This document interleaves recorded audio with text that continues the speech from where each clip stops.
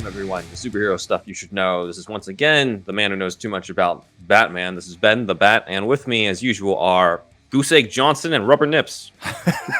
Andrew Goose Egg Johnson at your service, along with Rubber Nips. Hey, they put fire in a girl's lips, from what I hear. I can't remember. I know Chris O'Donnell says that, so yeah. That's true. I am a big fan of the Panther suit, regardless of the fact that if it has nipples or not. But I couldn't think of a more appropriate name for an episode where we are talking about the cinematic Batsuits, and Yes. a feature that I think is probably infamous for two of those Batsuits. So yeah, we're taking a quick detour from concept art and unmade scripts and going back to our rankings, and we can't really talk about Batsuits without talking to someone who's actually made a lot of them, and that's where our special guest Shawn Reeves of ReevzFX comes in. Shawn, why don't you introduce yourself for fans who might not be familiar with you and your work? Hello, everyone. I'm Shawn Reeves. I am ReevzFX on social media, and I like making Batsuits. I've made a lot of them over the years. It's sort of it's weird because like when I started doing it, like nobody was doing it, or maybe like 3 guys. And it was all dudes just sort of looking to, like, they couldn't afford the real movie suits. So they're like, we'll just learn how to make them. And and then cosplay became a thing. And then it just sort of, like, snowballed into something bigger. So, yeah, like I did a lot, like when the 89 movie came out, I did a lot of, like I collected everything. Like, everything. Like awesome. I could probably fill 10 of those bookshelves. With all the shit that I have from that movie. So that sort of got me started. I wanted a Keaton suit. So I just figured I would research it and learn how to make it. And here I am. Awesome. That's yes. cool. Yeah. We also have one of your recent work that I'm pulling up here. Oh, yeah. Bat and Son. Yeah. Dying That's is easy. awesome, man. Porter. Yes. Yeah. Yes. Fun fact. He is he's about like 6'5" in that suit. He's like almost 7 feet tall. Oh my god. Oh my god. Yeah, Menacing. he's fucking enormous. Yeah. That's so awesome. Affleck was huge. Yeah. Yeah, Affleck is a tall dude. He's like, I think he's like an inch shorter than Kevin. But like I talked to the guys that put Ben in that suit and stuff, and they were like, he was really big, but Kevin is a monster. Jesus. Yeah. That's Looks awesome. like it. That's awesome, man. It looks fucking awesome. Is that 7 feet with the ears or without? It's with the ears. Well, the heel on the boot with the ear length. He's enormous, and there's really no like you think you know how tall that is till you stand next to him, and like yeah. you wouldn't even come up to his rubber nipples. Yeah. You'd probably be maybe the top of his abs. That's where your head would be. Right. It's crazy how big he is. Awesome. So we might as well go into this is on ranking the Batsuits, and since we have you for kind of a limited time, go into your own favorites if you have like a top 3, top 5 on that. But like, what are your favorite live action suits other than your own, of course? Well, I would have to say this is a tricky one. This isn't like really that easy. So I'm just going to start with my number 1 suit, and it's tie because I can't pick. It's Affleck's BvS suit, and I think it's very important to say the BvS suit and the first Keaton suit. Like I don't. It's weird because for me, the '89 suit sort of started it. I mean, no one really knew how to put together a suit. No one really knew how to. No one done it before.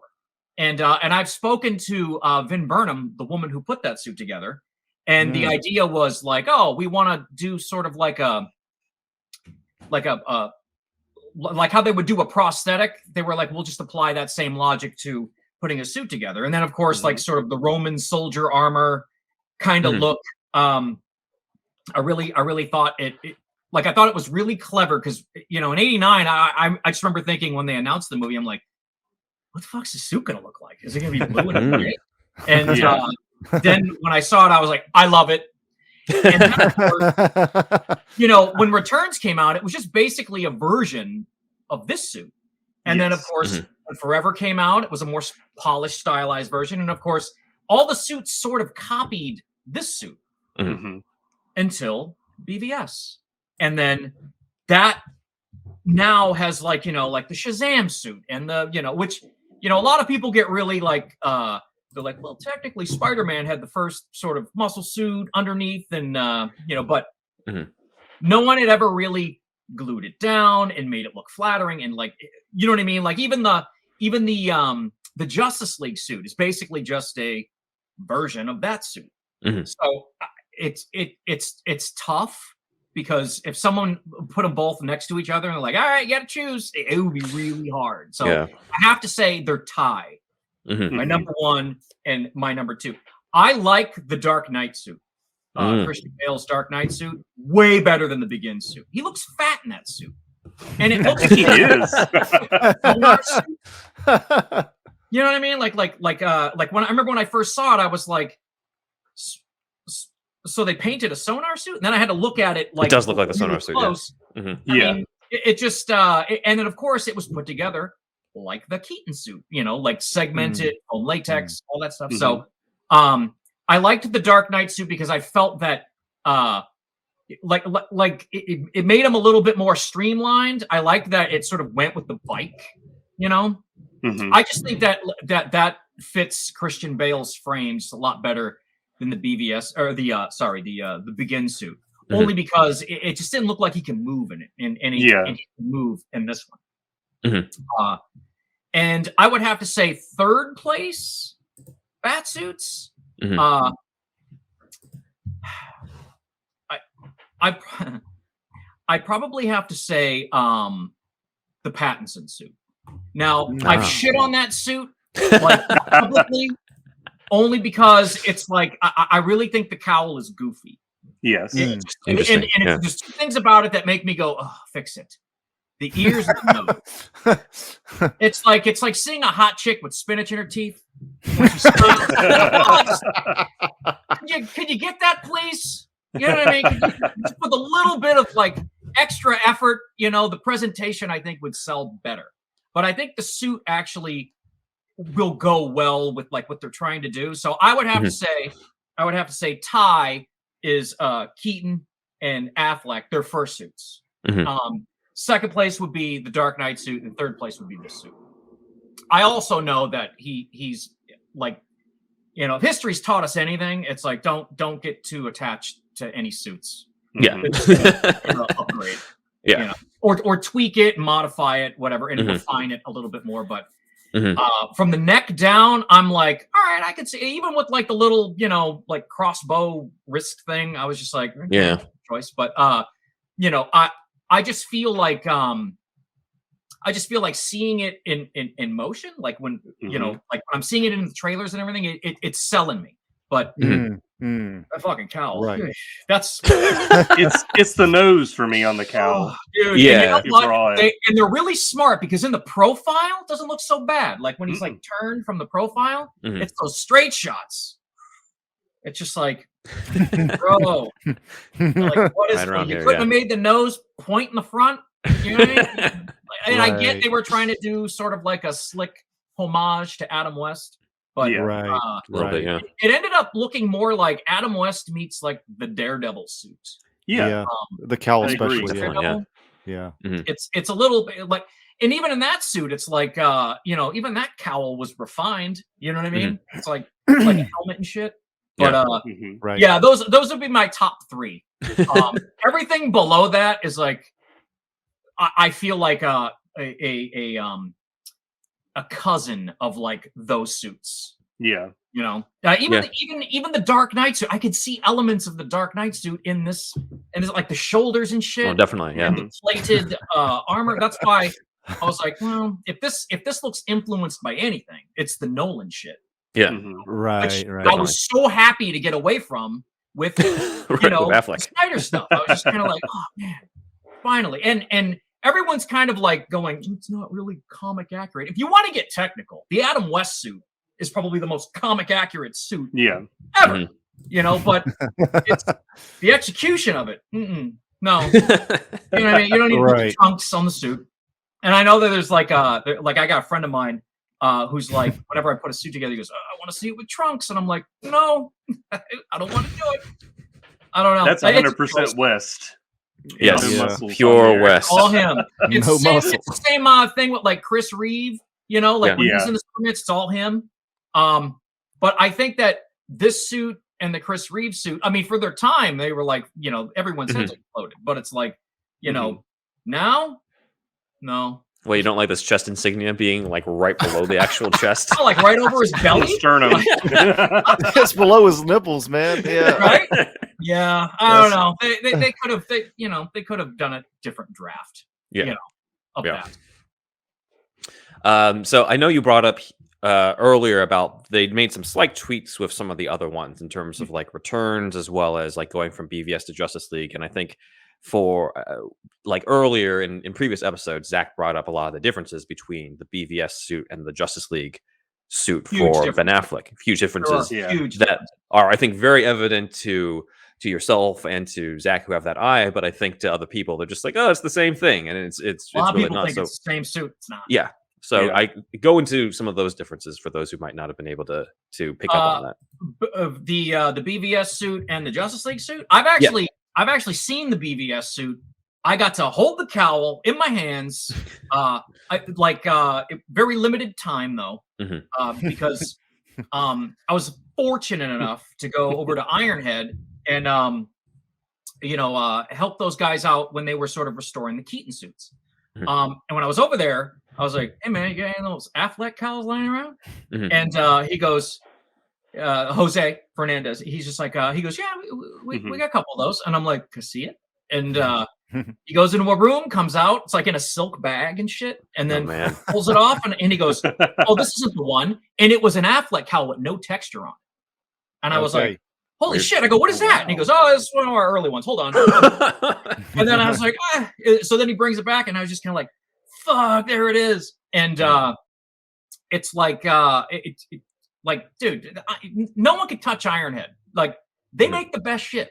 Like, in fact, like, not only do they make the best shit, they like invent the shit. They invent the tech to make those suits, to sell those suits. So, when I was there, the Justice League suit, obviously wasn't made by Ironhead. It was made by a crew in the UK. The cowl was urethane, the Justice League one, so it didn't move, even though they tried to get it to turn, and it couldn't. They just, it ended up being anchored down like the BvS cowl, but like this section here just buckled and rippled instead of like did a smooth turn. So cowl was completely different, and they changed the design. They wanted it sharper. So all of that got changed. The muscles got altered a bit, especially the shoulders. They had to add the little armor pieces on it. And I'm guessing the shoulders were changed. I actually have, like, I can't post them, but maybe I'll send them to you. Like, I got pictures of of some shit that maybe I'll send you guys away. But cool. It's a lot easier to see it because it's so skinny. Like the suit is a lot like the muscles are smaller, even though Affleck's wide, he's got like an athlete body. But you can really tell when it's on Richard, the stunt guy. You can tell the differences. Even the fabric, they had to like source new fabric and shit. It's like a different color. I think the belt is the same except for the pouches, they're thinner. Yeah, I can see that. They're not as big. And I think they're also rubber.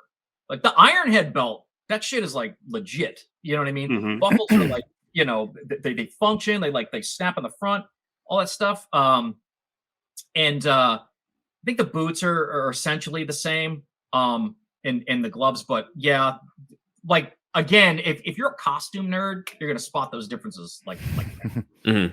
But even just the way it fits Affleck, different. And he complained, like he was just kind of like, man, this fucking suit's like really not that comfortable. He was more comfortable in the BvS one. The tactical suit, shit. It looked like it was choking him when he didn't have a cowl on. I was just like, Yeah. Oh yeah, that does Yeah. look. Yeah, that It's looks the weird. night owl. And It's again, the the night cowl owl is goggles. urethane, and it doesn't.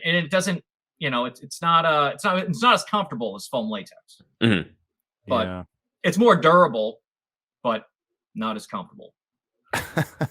Gotcha. Oh man. So So basically, you're saying saying that- things got worse from BvS to Justice League. hmm Okay. There's there's stories. I've heard some of them. Yeah. They're not mine, so I don't want to say them. But there's Yeah. stories Understood. about especially on the costuming side of stuff. A lot of static. The static in the air. Yeah. On that one. Yeah. Yes. Cool. Zach, did you have any questions for Shawn on costume stuff? Oh, that's a good point. I guess what I was going to ask about is I'm a little bit familiar with the sculpting portion as far as is it usually an oil-based clay that you are sculpting the cows out of originally, like the ones that you design? Yeah. Like you can do it two ways. A lot of people will do digital now. I haven't like dipped my toe in those waters yet, but it's not my plan on doing it. It just frees up a lot of space, and I can use the shop to actually just for like mold stuff instead of actually like sculpt stuff. But yes, usually I have a few different sized armatures that I use. And I like using the Chavant Laboudache clay. It's stickier, so it doesn't fall off the armature when I'm trying to like build up forms. But yep, sculpt everything out of clay. I try to get it as refined as possible. Then I usually do sort of like a waste mold, like just to get a master positive to clean up. I do it like a head cast, just really quick setting silicone, plaster bandage, pull it, get a rigid copy, and then you just basically body shop it until it's like nice and clean, seal it, then make your mold off that. So all your castings are produced like really nice and cleaned up with no tool marks or anything. So awesome. It's a little bit of a process, but worth it. When you want your castings to come out like really clean. And a lot of times, that's sort of like the labor part. It's not really the art part. It's more like the skill part. But yeah, I don't know. I enjoy sculpting everything out in person. I like to have my hands on it. I like to be able to see it by eye. With digital stuff, I feel like I need to know a lot of math and and like I can't tell you how many times I've seen this where someone will go, "Hey, I'm printing a test of my, whatever," and then it's like the wrong scale. It just comes out too big, and they got to go back and redo. Like I know that would happen to me if I was and had to rely on math and polygons and shit. I'm like, no. ZBrush. Yeah, I agree. Yeah. Yeah. Nice. Awesome. One question I just thought of as well, Shawn, is that you brought up like the different sort of schools of thought for the different Batsuits. We've got like Adam West doing the Silver Age blue and gray costume. We've got the Black Rubber Age of the 90s. We've got Snyder very much staying true to the Dark Knight Returns, Frank Miller stuff, and then we've got the Nolan and Matt Reeves like direction of like the very armored, practical look. Is there a certain look from like or a specific comic book Batsuit that you'd like to see in the future, whether it's somebody like the next Pattinson suit or the next person I want to see more Batfleck. That's what I want to see. Well, yes. I love that so much. You know why? Because it looked like he could fight. Yeah. You know what I mean? It's like there wasn't anything like there's a scene in the movie where the warehouse scene is like that is the scene to top. Give me 2 hours of that shit. You know what I mean? And that's what everybody wants to see. So I feel like what happened with Matt Reeves was in his effort to stand out and go, well, it's just kind of like we're going to move past the Affleck stuff, and I want to really show a different world. I mean, Zack Snyder did it after Dark Knight. He's like, I want no one to be confused that this Batman is the Nolan Batman. I want a fresh look. And since Zack Snyder's a huge comic book fan, Frank Miller's Dark Knight, that inspired the suit. And that's what everyone wanted to see. It's like, I feel like that's sort of, or I should say, that is what my generation wanted to see. Now, Yes. I know that the Matt Reeves Batman, it's like there's a different generation now. Like the kids that grew up on the video games and where he's armored, like Arkham Knight and all that stuff. So I get it, but my problem with Armor is that one, like they're not selling the creature of the night thing. You know what I mean? With Armor, he just looks like a cop or a military guy. That looks like something that's a man. So criminals, aware enough, and they're like, "Oh, dude, he just wears armor. We'll just buy bullets that pierce that armor."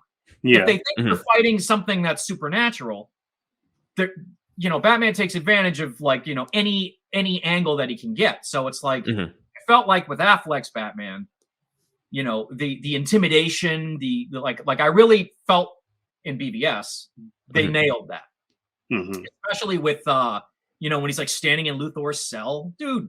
Yeah, light, fuck, give me that shit, And it's like, and I know they're gonna do a good job with Pattinson. It's not even like I think the movie's gonna be shitty. I just feel like everyone is. It's so like you're just gonna do nothing but compare it to previous Batmans. Yeah, and I feel like unless this is a slam dunk home run, okay, it's perfect.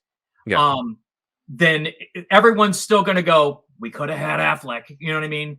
I wish we would have got that movie because the script is out there. You know what I mean? Like people are talking about it. And even Matt Reeves brought it up in an interview. It's like, I read the script and it was very actiony and, and I'm like, tell us more, bro. But that is the costume that I want to see more of. In fact, if Affleck was going to do his own movie, he was going to go back to Ironhead. I saw those guys at there's a convention out here in Anaheim called Designer Con, and I saw them like shortly after Justice League came out. And I'm like, hey man, fucking, you guys gonna be doing the Affleck movie? This is back before he said he was gonna, he was gonna bail out. And I was like, well, we had a couple of meetings, but it's like, and we don't know what's gonna happen with it. And that got me excited. I was like, oh my God, you guys are going to do a suit. And so we had ideas that we thought were super cool, sort of like refinements on the BvS suit that probably would have been really neat, but didn't happen. And then when Pattinson was cast, I was just like, oh, well, let's see what the suit looks like. And then I saw the suit. We saw those stunt double pictures first. Yeah, that was not the way to reveal that. Well, they revealed Pattinson in that red, moody, but they never showed the ears, and it was all in the dark. And then they shot in public with the stunt dude, and I took a look at that cow. I was like, "What in the fuck is this?" and then everyone was like, "Oh, that's the stunt cow. It doesn't look." It's like they use Pattinson's suit for the stunts. Yeah, and I sent it to the guys at Iron. I go, hey man, look at this shit, and they're like, real? And I'm like, yeah, it is. So I just hope that moving forward they kind of like I get why he does the homemade thing, but it's like it's really homemade, and like I don't know, the artist in me wants to fix things. You know what I mean? Of course, I want to fix that. So I'm hoping that with the next movie, whatever suit they do. Now I hear that they were really inspired by the Telltale game. Especially the armor. Similar. You look at the armor next to it, especially it's very similar. Telltale game. It's the same shit. It's the same pattern. But they didn't go there with the cowl, which was odd. No. I'm like, maybe they'll refine it to look like that in the next movie, because like the days of it looking sort of like the Affleck style, I don't think they'll ever do that with this Batman. I think it'll always be some sort of armored shit. You know what I mean? Or like, it's like with the Marvel movies, like Black Panther, and everyone's like, oh, well, he's got to look like he could take bullets and shit. But Black Panther's suit, just do something like that. Like he looked muscular and it was really sleek and refined, and it deflected bullets and shit. And they thought of a reason why it would work. Yeah. So you look, Telltale, like the same. I've never seen this side by side. This is so close, isn't it? The big the shoulder plates and shit. Like it doesn't have the even the way the cape tucks in here. I heard that like back when he was cast, or like they like the Telltale game, and I'm like, all right. Then when I saw the costume, and I'm like, yeah, I guess they did, but not with the fucking cowl. With Court of Owls gauntlet things too, Yeah. right? Yeah, that's true. So The gauntlet part's the only thing for me. I actually forgive the cowl. I think the cowl's fine for me. Like, and I like Court of Owls, but he's got to use these. If these are just decoration, I don't like probably it. will. Yeah. Yeah, he's got to take them out and use them like a ninja star, or I'm gonna be upset. You know. So I gotta be honest with you, man. Like the movie's got my curiosity. Like, I'm not excited. You know what I mean? Like it's like I'm like I want to see it, and I'll see it day of. But it's like that. You're cautious. Like, dude, the whole year before Keaton came out as Batman, I followed that shit like a religion. Yeah. I was just saying, it's coming. Oh my god, I can't wait. I couldn't wait to see him as Batman. This one, I'm just kind of like, all right, well, fuck it. It's like with Batman Begins. I remember when Batman Begins came out. I remember they announced it was Christian Bale. I was happy about the casting. And then I remember seeing the suit and going, all right. And then I remember seeing the movie and being like, well, second one's going to have Joker. You know, like you didn't love it when you first saw it. I didn't hate it either. I just remember being like, maybe I need to see it again. And then I saw it like 4 times in the theater. And I'm just like, yeah, something's missing. And now I know what it is. There were no good fights. Like, he didn't do shit. Oh, yeah. Yeah, no, we've talked about that a lot on here. Nolan's and his fight choreography. No offense if you're out there listening to this, but the Casey fighting method, Casey or whatever, it just didn't pan out, man. Well, here's the thing. It probably would have been. I think it's just down to bad directing. Like, if they would have pulled back and had a full shot of a fight, like again, a master class in how to do that, Winter Soldier. Oh, dude, the Russo brothers know how to shoot a fight scene. Yeah, John Oh Wick, my god, all that shit. And we didn't get any of that in any of the Nolan movies. Like, he's like really slow fucking hits. And I'm like, bro, everyone's favorite fight is the Bane one where he breaks his back. I'm like, that's not really a good showcase of Batman. No. And, I like his anger being his weakness in that scene, though. Yeah, you know, he's kind of emotionally compromised. Yeah, and I also liked that there was no music. I thought that was cool. It's good tension. And Bane said a lot of cool shit in it. Yeah. You know, the shadows belong to me and shit like that. I was down for that, but you know what? Yeah. And that's another thing I'll say is Tom Hardy. Like, I remember it's the same thing with Heath Ledger's Joker. I remember when it was announced. I remember going, okay. I felt like I was the only one that kind of got it. I was like, now we're gonna see like someone actually do Joker and see if like how crazy it'll be. Because with Nicholson, he just, he was almost playing himself. It's like Downey Jr. playing Iron Man. It's like he's playing himself. It's persona thing, yeah. So it's like I remember being like, okay, let's see what Heath Ledger does. And I remember like really early shots of like when they were shooting the bank robbery thing where he wasn't in the purple coat and shit. Everyone's like, oh my god, he looks like shit. He doesn't have the suit. And it's like, wait for the movie. And then finally everybody relaxed when they saw that he painted his face and all that shit. But I also feel like with Tom Hardy, it was the same thing. Like, I'm like, he's playing Bane. I'm like, all right. And then I love that he has like a weird Britishy voice, old man voice with the, it's just, his choices were good. I just, I feel like he sort of overshadowed Anne Hathaway's Catwoman. Oh yeah. Yeah. Sometimes I forget she's in it. Yeah. She's very forgettable. Yeah. Sadly. Which is unfortunate because there's a lot of good in there. It's just like you forget about it until you rewatch it. I'm like, oh yeah. Yeah. It did have some good Catwoman stuff in it, but it's just overshadowed by Bane. I will say with Zoe Kravitz, when they announced her as Catwoman, I'm like, oh no. Because I didn't think that she was that good of an actress. I think she's really hot, but I'm like, they just cast her because she's like hot. And then and I haven't seen her in anything that made me go, wow, man, she's blowing it away. But I think this is going to be like how Gal Gadot won us over as Wonder Woman. I think she's going to do this with Catwoman. And I think Colin Farrell is going to steal the fucking movie. Oh, yeah.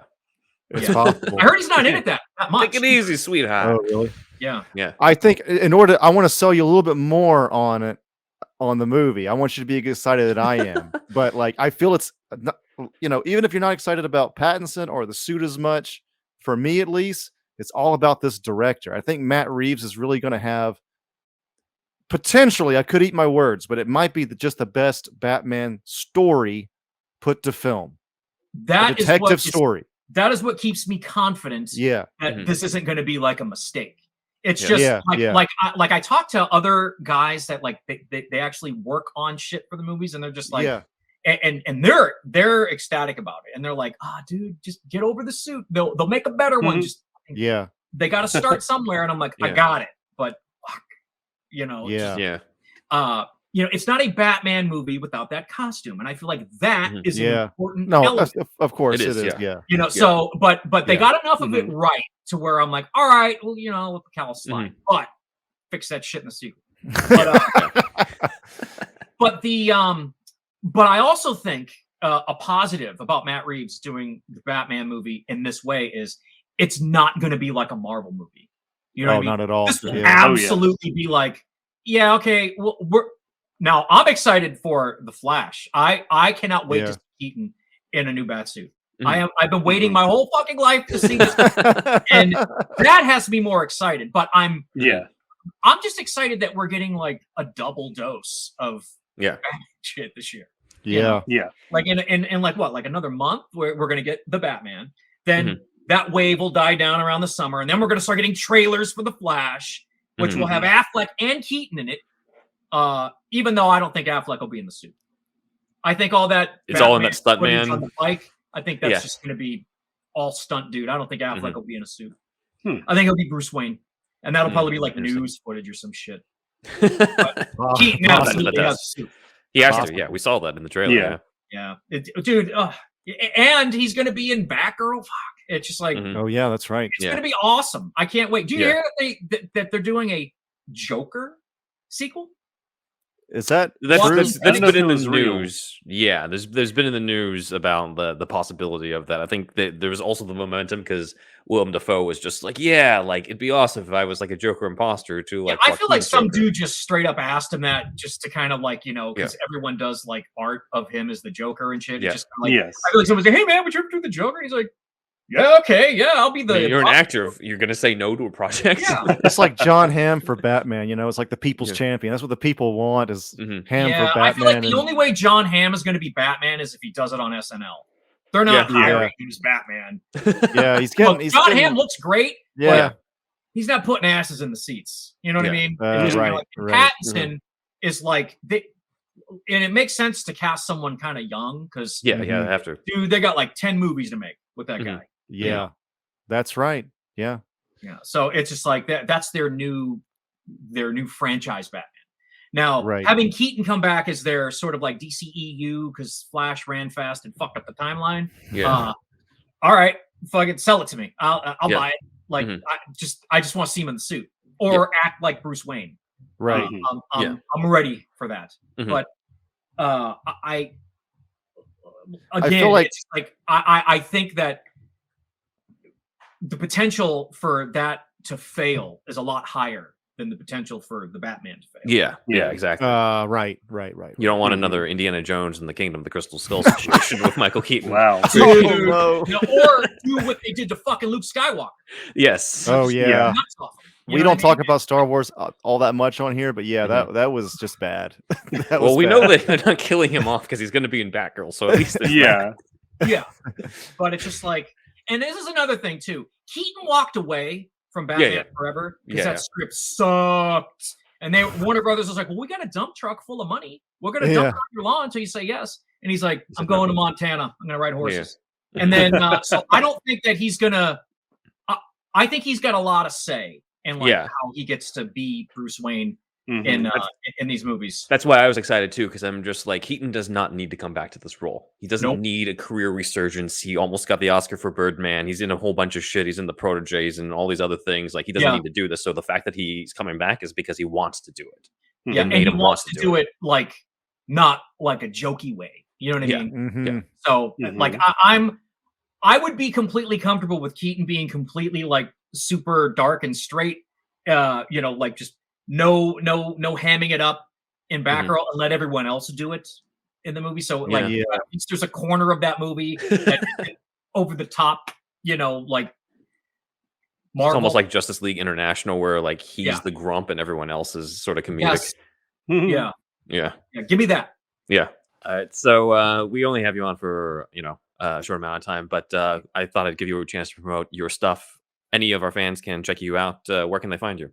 They can find me on ReevzFX on pretty much Facebook, Twitter, Vero.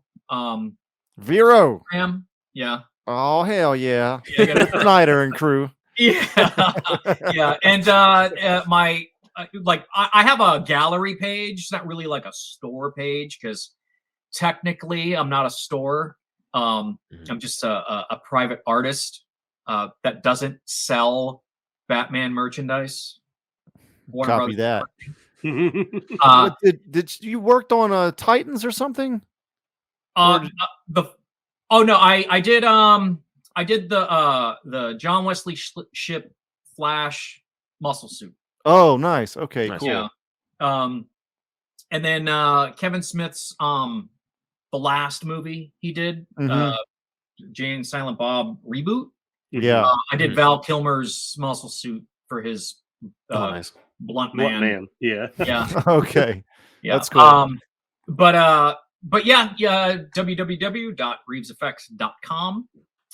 You can contact me there if you have any questions about costumes or bat suits or any of that good stuff. Easy to find.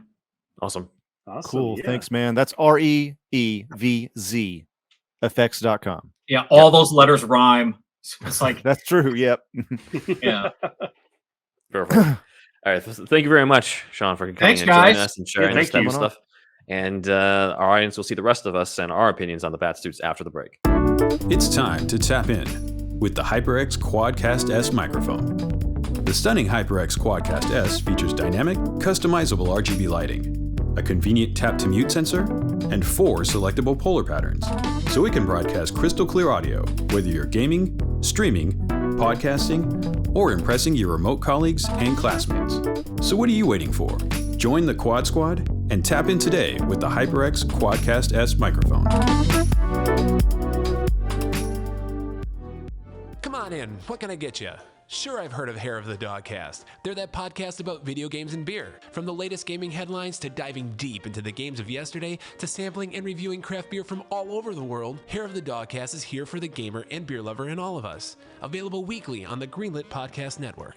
Take a time machine back to before the world went to hell, around the year 2000. The 80s and 90s were so rad. The movies, the music, the TV, the games, that's what I want to talk about. If you're cool enough, join us and listen to Less Than 2000, because that's all we talk about. Adam and Chad live less than 2000. Lord have mercy, y'all. Do you like hounds? Do you enjoy pooches? Do you find yourself enjoying time spent with that of canines? Talking about dogs, y'all.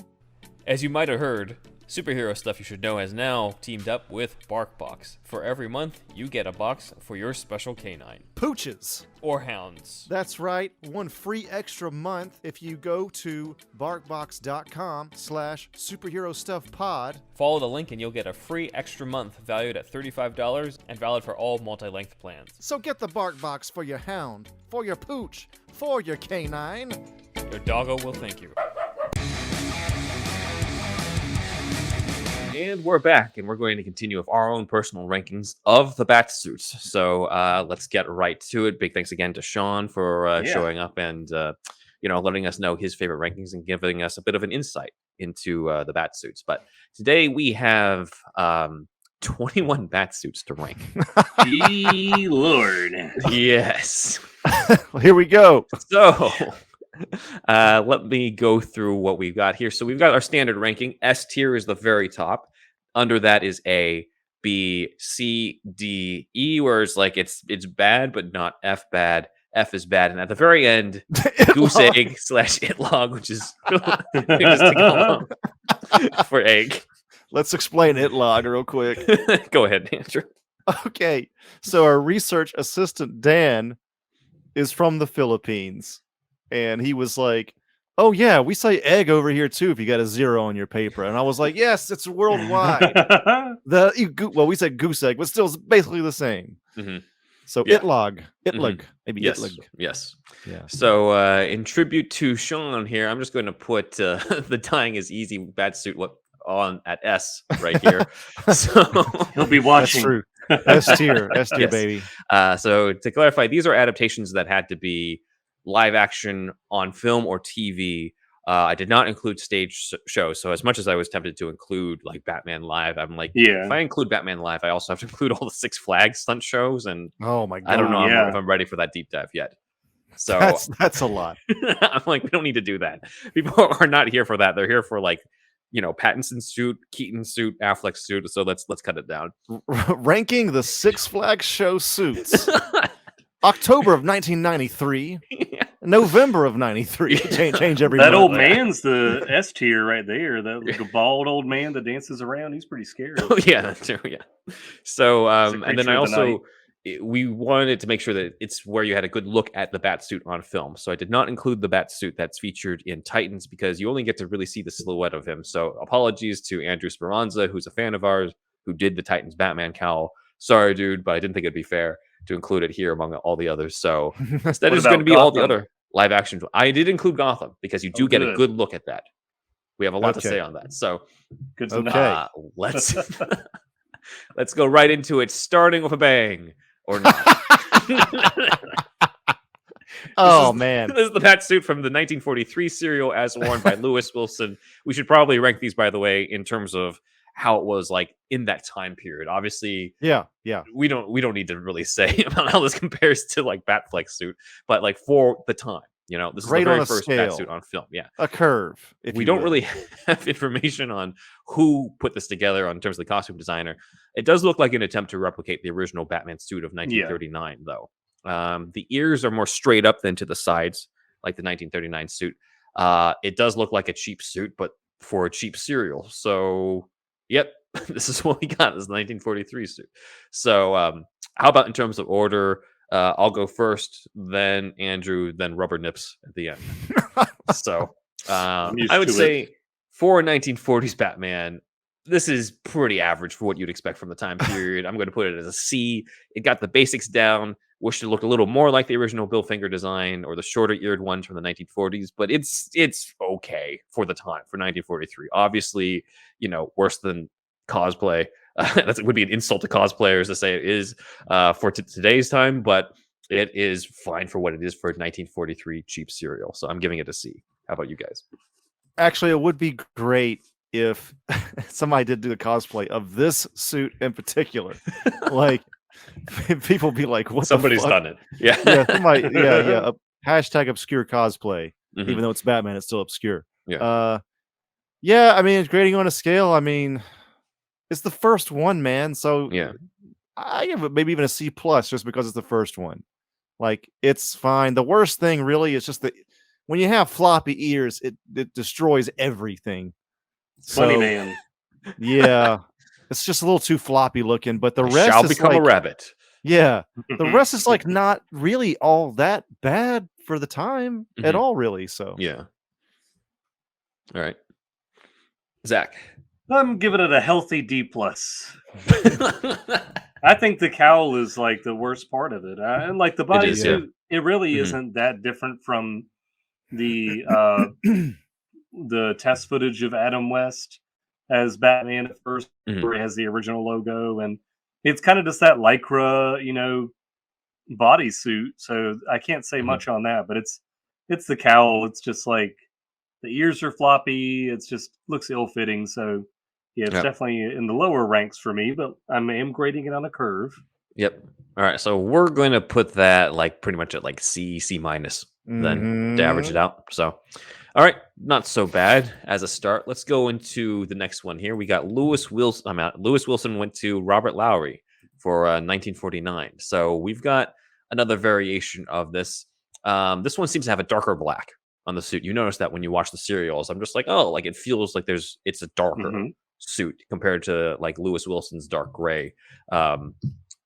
we compare the images here. Mhm. You know, it's darker, so that's cool. The bat insignia is significantly lower, as you But can bigger. see, but bigger. Yeah, Um, yeah. So if there's another drawback too, I mean, it's mainly like it's sitting on his belly, as we can see right here with that high waist, with the belt, and Just how also style at the time, that man. is People, true. no one wore belts on their hip at this time. yeah. So we got that, and also we got these weird things where it's rounded ears, as we can see on the chest. I don't know how well you guys Mhm. can see that, but to me, I think that's a little strange. I don't like this bat insignia at all. I like the one from 1943 better, but in terms of preferences, I do actually like the suit better than Wilson's because of the black. Mhm. Kind of still has the problem with the ears, the Yeah. floppy ears. Yeah. But I don't know, when they go to the sides like that, it does kind of feel like the 1939 one a little bit, but It's like a that's just- Daredevil mask again. yeah. It doesn't look very flattering at all from this angle either on the right, where we see his double chin. The one on the underneath right it. reminds me of the panel in The Killing Joke where like Joker Oh, pokes yeah. Batman's eyes and pulls his cowl out. Something Yeah, about that look, it really reminds me of it.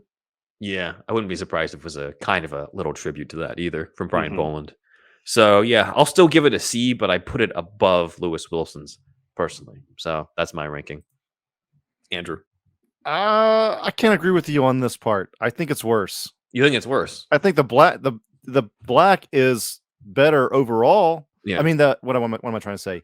The only thing better about it is the black being blacker, Mhm. but everything else is much worse to me.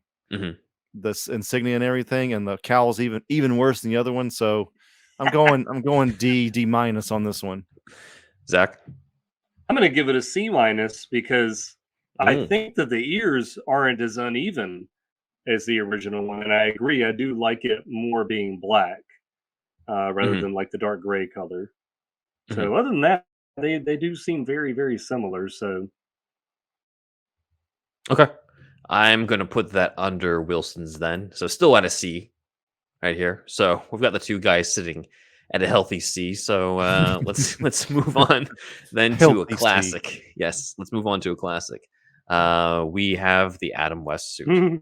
So this was designed by Jan Kemp and is one of the few bat suits that's actually blue and gray rather than the black, or the black and gray. It has the classic drawn on eyebrows to make him look a little bit more like the comic. If I had a big complaint about the suit, it's what I mentioned earlier with Shawn, which is how the bat insignia is like under his chest.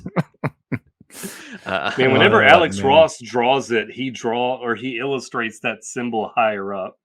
I feel like that's kind of like Oh, the yeah. artist in More him, just flattering, like I yeah. gotta fix this. Yeah. Yeah. I mean, this is iconic in its own way, even though it does obviously look a lot cheaper than what we're expecting right now. But for the time, for a TV show, I feel like, it's not an S tier, but it is iconic, somewhat accurate representation of the Silver Age Batman, as Shawn was talking about. So, other than the bat insignia being higher up, I'm like, like for what it is for the show, it's an A for me. Yeah, it's hard to get past the icon of it and Yeah. be totally objective. Mhm. But yeah, I'd say probably an A as well. I mean, also like with this kind of suit, there's like no movement problems. Like, Yeah. you can totally move in banter. this suit, Yeah. like not a problem at all. So Mhm. and That's right. so yeah, and like bright colors and blue and gray. Like I would like to see like even like a Matt Reeves take with those colors. They probably won't do it though, but be cool to see it kind of like real but still blue and gray. Like I don't know, Mhm. maybe that's more of a if Marvel took over Batman in another universe, they'd probably do that. But Yeah. yeah, I go with A, Okay. solid A. Zach. Well, I'm Marketing going to give is- it an A too. Just like we said, it's iconic. So Mhm. it is hard to be it.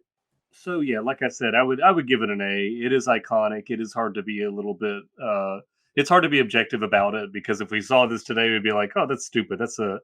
That is like a child's Batman costume. But Yeah. at the time, like it's great. It's iconic. It is comic book accurate. And you got to remember, this is like it was made for color TV. So I feel like Mhm. Yeah, the blue is Yeah. just so like lush. There's like blue purples in it. There's like it has a sheen to it.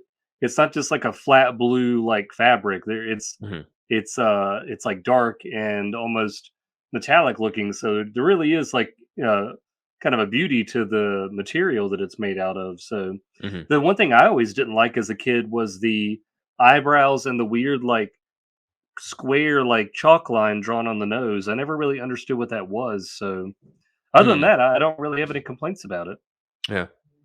Yeah, iconic in its own way. So I think we all agree on the A here. So moving on up. So the next one is a bit of a surprise because we go into the next iteration, and I said it'll be film and TV. I didn't specify TV show. So the next one is actually the Zayre commercial of Batman. Oh, yeah. 1986 that we covered in our first $10 Patreon show. Because I'm like, technically, it fits. If I'm including the Onstar Batman, which is coming up, then I'm going to include this one. So this is a commercial that Adam West sued over. It is a 66 inspired Batsuit, but it's not a replica of the 66 suit, as we can see. And unfortunately, we have no HD quality of this.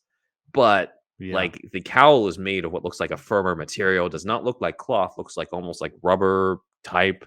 I don't know the specifics compared to Shawn or Zach on this, but it definitely does not look like it's cloth. The bat insignia is obviously higher up on the chest.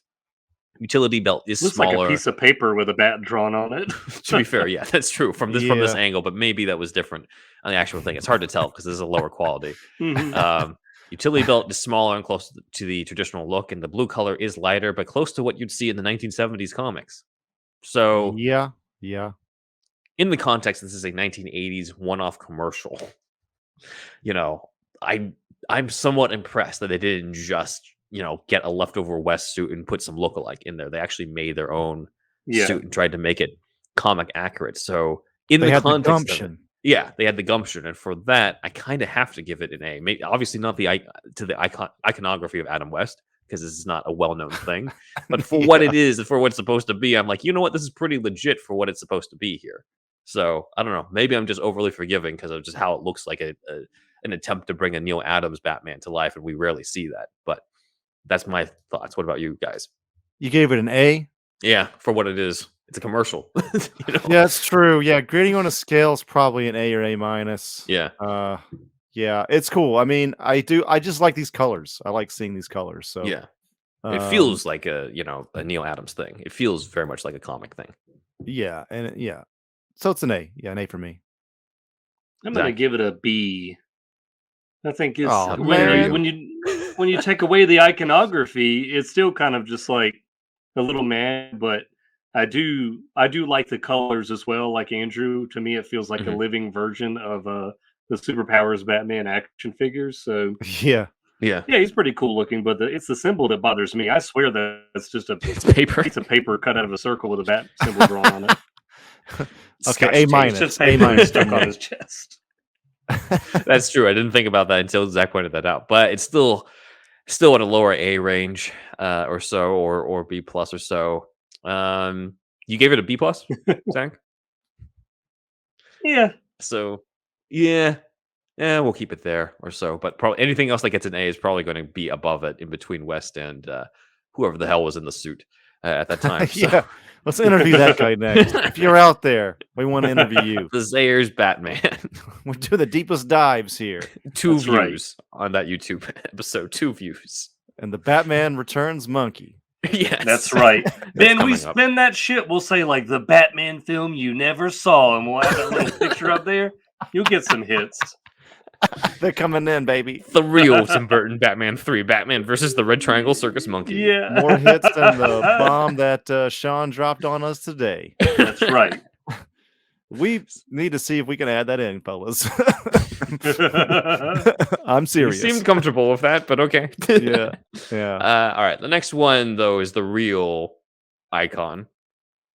The 89 suit. Designed by Bob Ringwood, sculpted by Vin Burnham, and the number one tied with the Batfleck one for ReevzFX, and for a lot of our listeners, I think. So this is the first time we got the all black rubber suited Batman that a lot of the other versions sort of replicated until the Snyder version. It was that way partially to sculpt the comic book musculature into the suit rather than cast an actor with the muscles to go through it. It also has a change in the bat insignia with the extra points at the bottom, which I've never really found out why they decided to do that. I always thought that was kind of weird, but it does kind of give it its own, signature to It's it. a take. Yeah, it's a take, and I'm wearing that right now on my shirt. Oh man. Yep. So the suit is criticized for being clunky. It's criticized for the infamous bat turn, where he had to turn his whole body. But I got to be honest, I don't give a fuck. That's So right. I'm giving this an S because it looks so good on screen. The way the cowl looks sort of gives this mean face of Batman without being too much of it. I think it's part of the shadows and how it's lit, because I'm just like, sure, if you put this with like bright lights on it, maybe it wouldn't seem as impressive as you've seen in probably some of the Herb Ritz photos, but that's not how it looks like in the movie. And I think how it looks like in the movie and how it looks like in the production is what really counts here. And so just love every bit of it. The way the cape drapes over the shoulders, the cape being leathery like the wings of a bat. It's like a black and yellow version of a Neil Adams or Marshall Rogers type of Batman. So for me, it's got to be an S. It's just got to be. So that's my ranking. How about you, Andrew? Yeah, it's an S for me as well. Our first Batman, of course, was this one. Didn't see it in the theater, but still saw it on VHS a billion times. I don't know if it gets much better than that. And we talked about this in one of our like early episodes, Ben, but like him not being able to move in the cowl in the suit that well, it kind of didn't matter, right? Because when he fights, he's a martial artist. But whenever he's moving around in the shadows, he's fucking Dracula. Yeah. It has to move like Dracula, and kind of like the way when we rewatched it for the podcast that we did way back in the day on it. Something I did notice about it, it was like moved like a Hammer horror Dracula or something, like even when he had to move his whole body like that, just I don't know, just something about it worked. Like Burton really knew how to do that. Yeah. It's how to film that kind of thing. Definitely. Rubber Nips, I'd be surprised if you had any lower grade on this one. It's a goose egg. No, man, a good old it log on that thing. It's an S tier. This is the prize in my collection, the cowl itself. Yep. Oh man, look at that. Yeah. From ReevzFX, who we just had on earlier. So it's a piece of artwork. I mean, it doesn't get any better than this. Yeah. It is my childhood nostalgia in the flesh. So yeah, nothing beats it really. Yep. So we're just gonna move that on up to S tier. Naturally. Toyetic as fuck. We all had the toys. Yeah. Yep. Yeah. Very true. Very true. So that was the Michael Keaton 1989 one. We have a second Michael Keaton one, which is the one from Batman Returns. So there are some differences on this one. The cowl does seem a little sleeker on Keaton's face. The bat insignia is obviously more traditional. It doesn't have those 2 points on the bottom. So I think that's one obvious thing. And the other obvious thing are the abs instead of the Art Deco look. Yeah. It's got that squarish look, the lines and stuff, which has now carried over into like other versions, including like the Batman and stuff. Are there any other differences that I missed, Zach? The shin guards and the gauntlets are very subtly different. I know the shin guards in '89, they had this like plating on them with two kind of like long indentions in them, whereas this one is just like smooth with like kind of ridge sections, like as it goes up on the wrist and the base of the gloves, and then on the knuckles. Like this part of the glove looks pretty much the same, but it's just a little more streamlined. I know that the thighs have like an edge carved into them that kind of flows with the deco look of his abdomen, and I swear that the shin guards are a little bit different. I'd have to look at it for sure, but I know that I don't think they had the little bat logo at the base of the foot in '89, but they do have them on the '92 film. Like I see little ridges. I think those are the same, but there's like a little bat logo at the base of his shoe that I don't think was in '89. Okay. Yeah, very subtle. That. Yeah. That's cool though. Cool. So yeah, I mean, it's a close version of the '89. It's got some changes. So still designed by Bob Ringwood. The sculptor of the cowl was Jose Fernandez of Ironhead. So he was mentioned earlier. Sculptor of the bodysuit was Steve Wang. And that was Steve Wang. Okay. Yeah, I'm not a huge fan of the redesign, of the lines on the abs like that, or making it look a little bit more, I don't know, of like a robot or an armor thing. I very much agree with Sean on the whole idea of like he's supposed to be a creature of the night. So the more that he looks armored, the less you have that idea of this. So I'm not a huge fan of that upgrade, however, or downgrade. But I do like everything else about the suit. Keaton still has the presence. It still has all the major basics. So to me, it's still an S, but like below the 89 suit. S minus. It's an S minus. If you can. Like the mid-tier BTAS episodes. It's an S minus. Yeah, right. Andrew, what do you think? Okay, like seeing these suits back to back now, Yeah. I'd like this bat symbol more.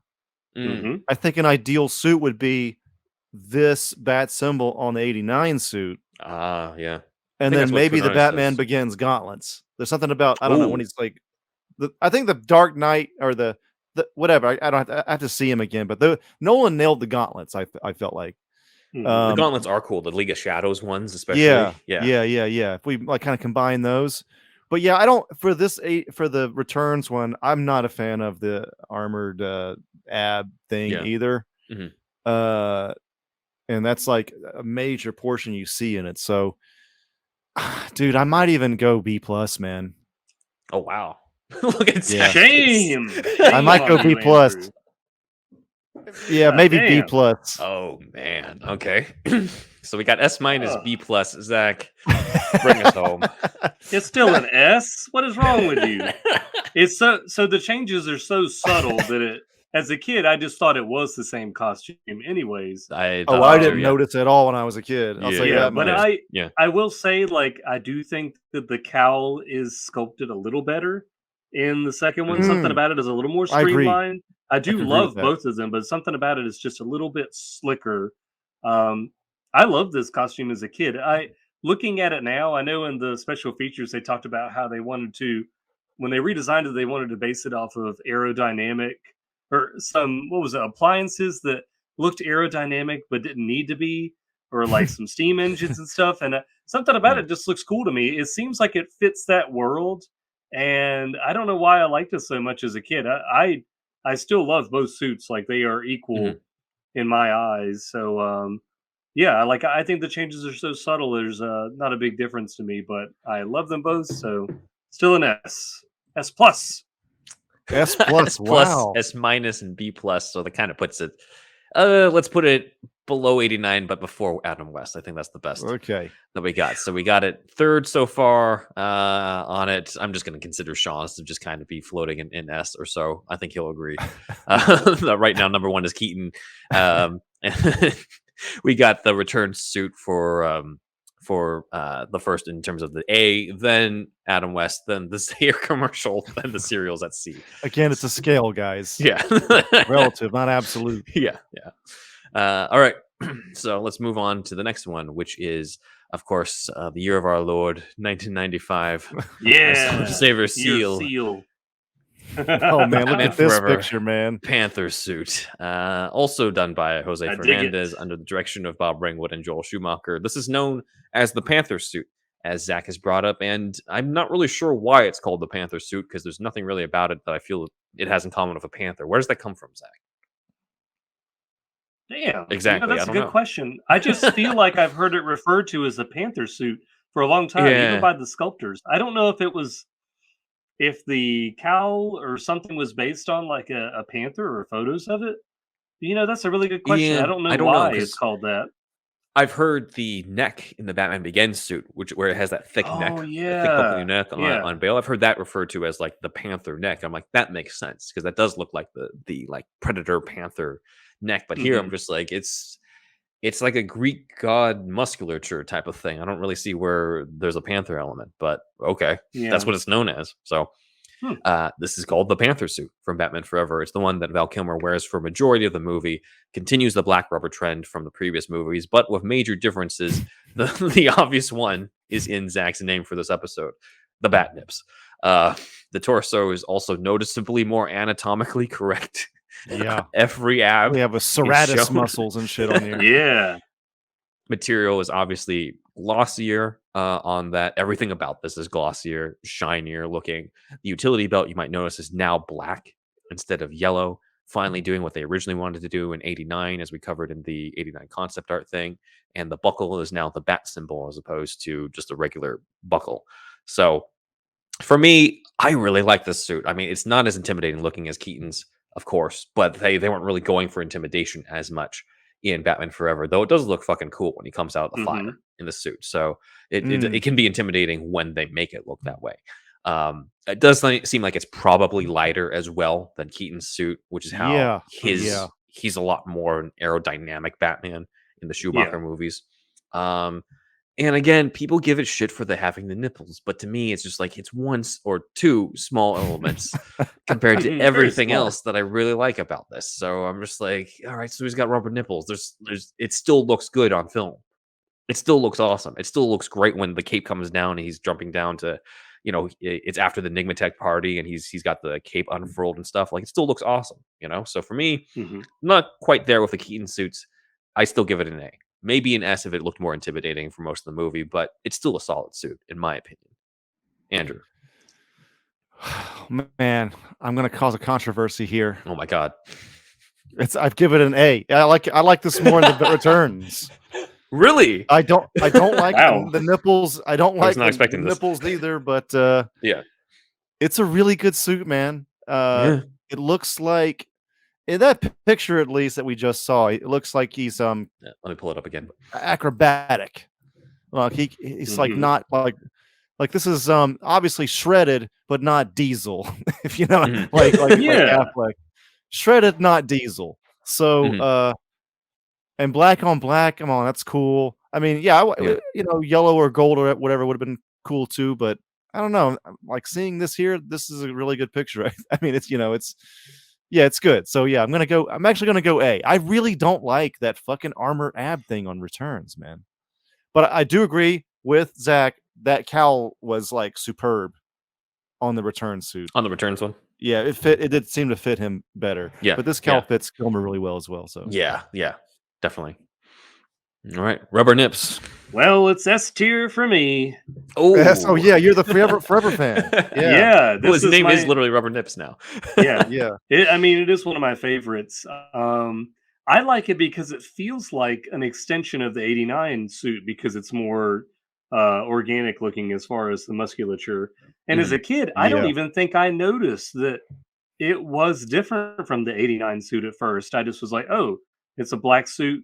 It's got muscles and he's got like the yellow logos. So I just assumed it's the same costume, but I kind of like how the logo is shaped to like fit in between his pectoral muscles. It actually has like a dip in the middle as well as the bat. And it's like a little bit more of a gold. It's not like a bright yellow. So I think it's really cool. I like the belt being that kind of shiny metallic black. And I like his cowl a lot. I think it's sculpted just right. It looks like the Returns cowl a lot to me. There's not a huge difference, except that it was created for his for Kilmer's cast of his face, but it still looks really good on him. I think it's a great looking suit. I like that it's got those cutouts in the armpits so he can sweat and get some ventilation. Yeah, man. Yeah, I think it's a beautiful suit despite the nips, and I never noticed those as a kid. I never noticed that they had nipples, and it was a conversation even then. Someone said that they didn't show up until Batman and Robin. No, it's been on there. Yeah. I never noticed as a kid. I didn't know what people were talking about until like later, and I was like, oh.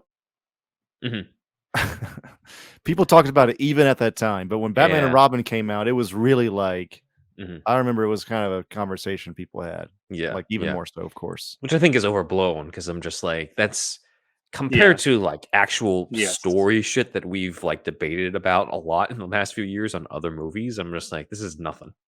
Rubber nipples is nothing in comparison. Yeah. Well, we have an upset here because with both.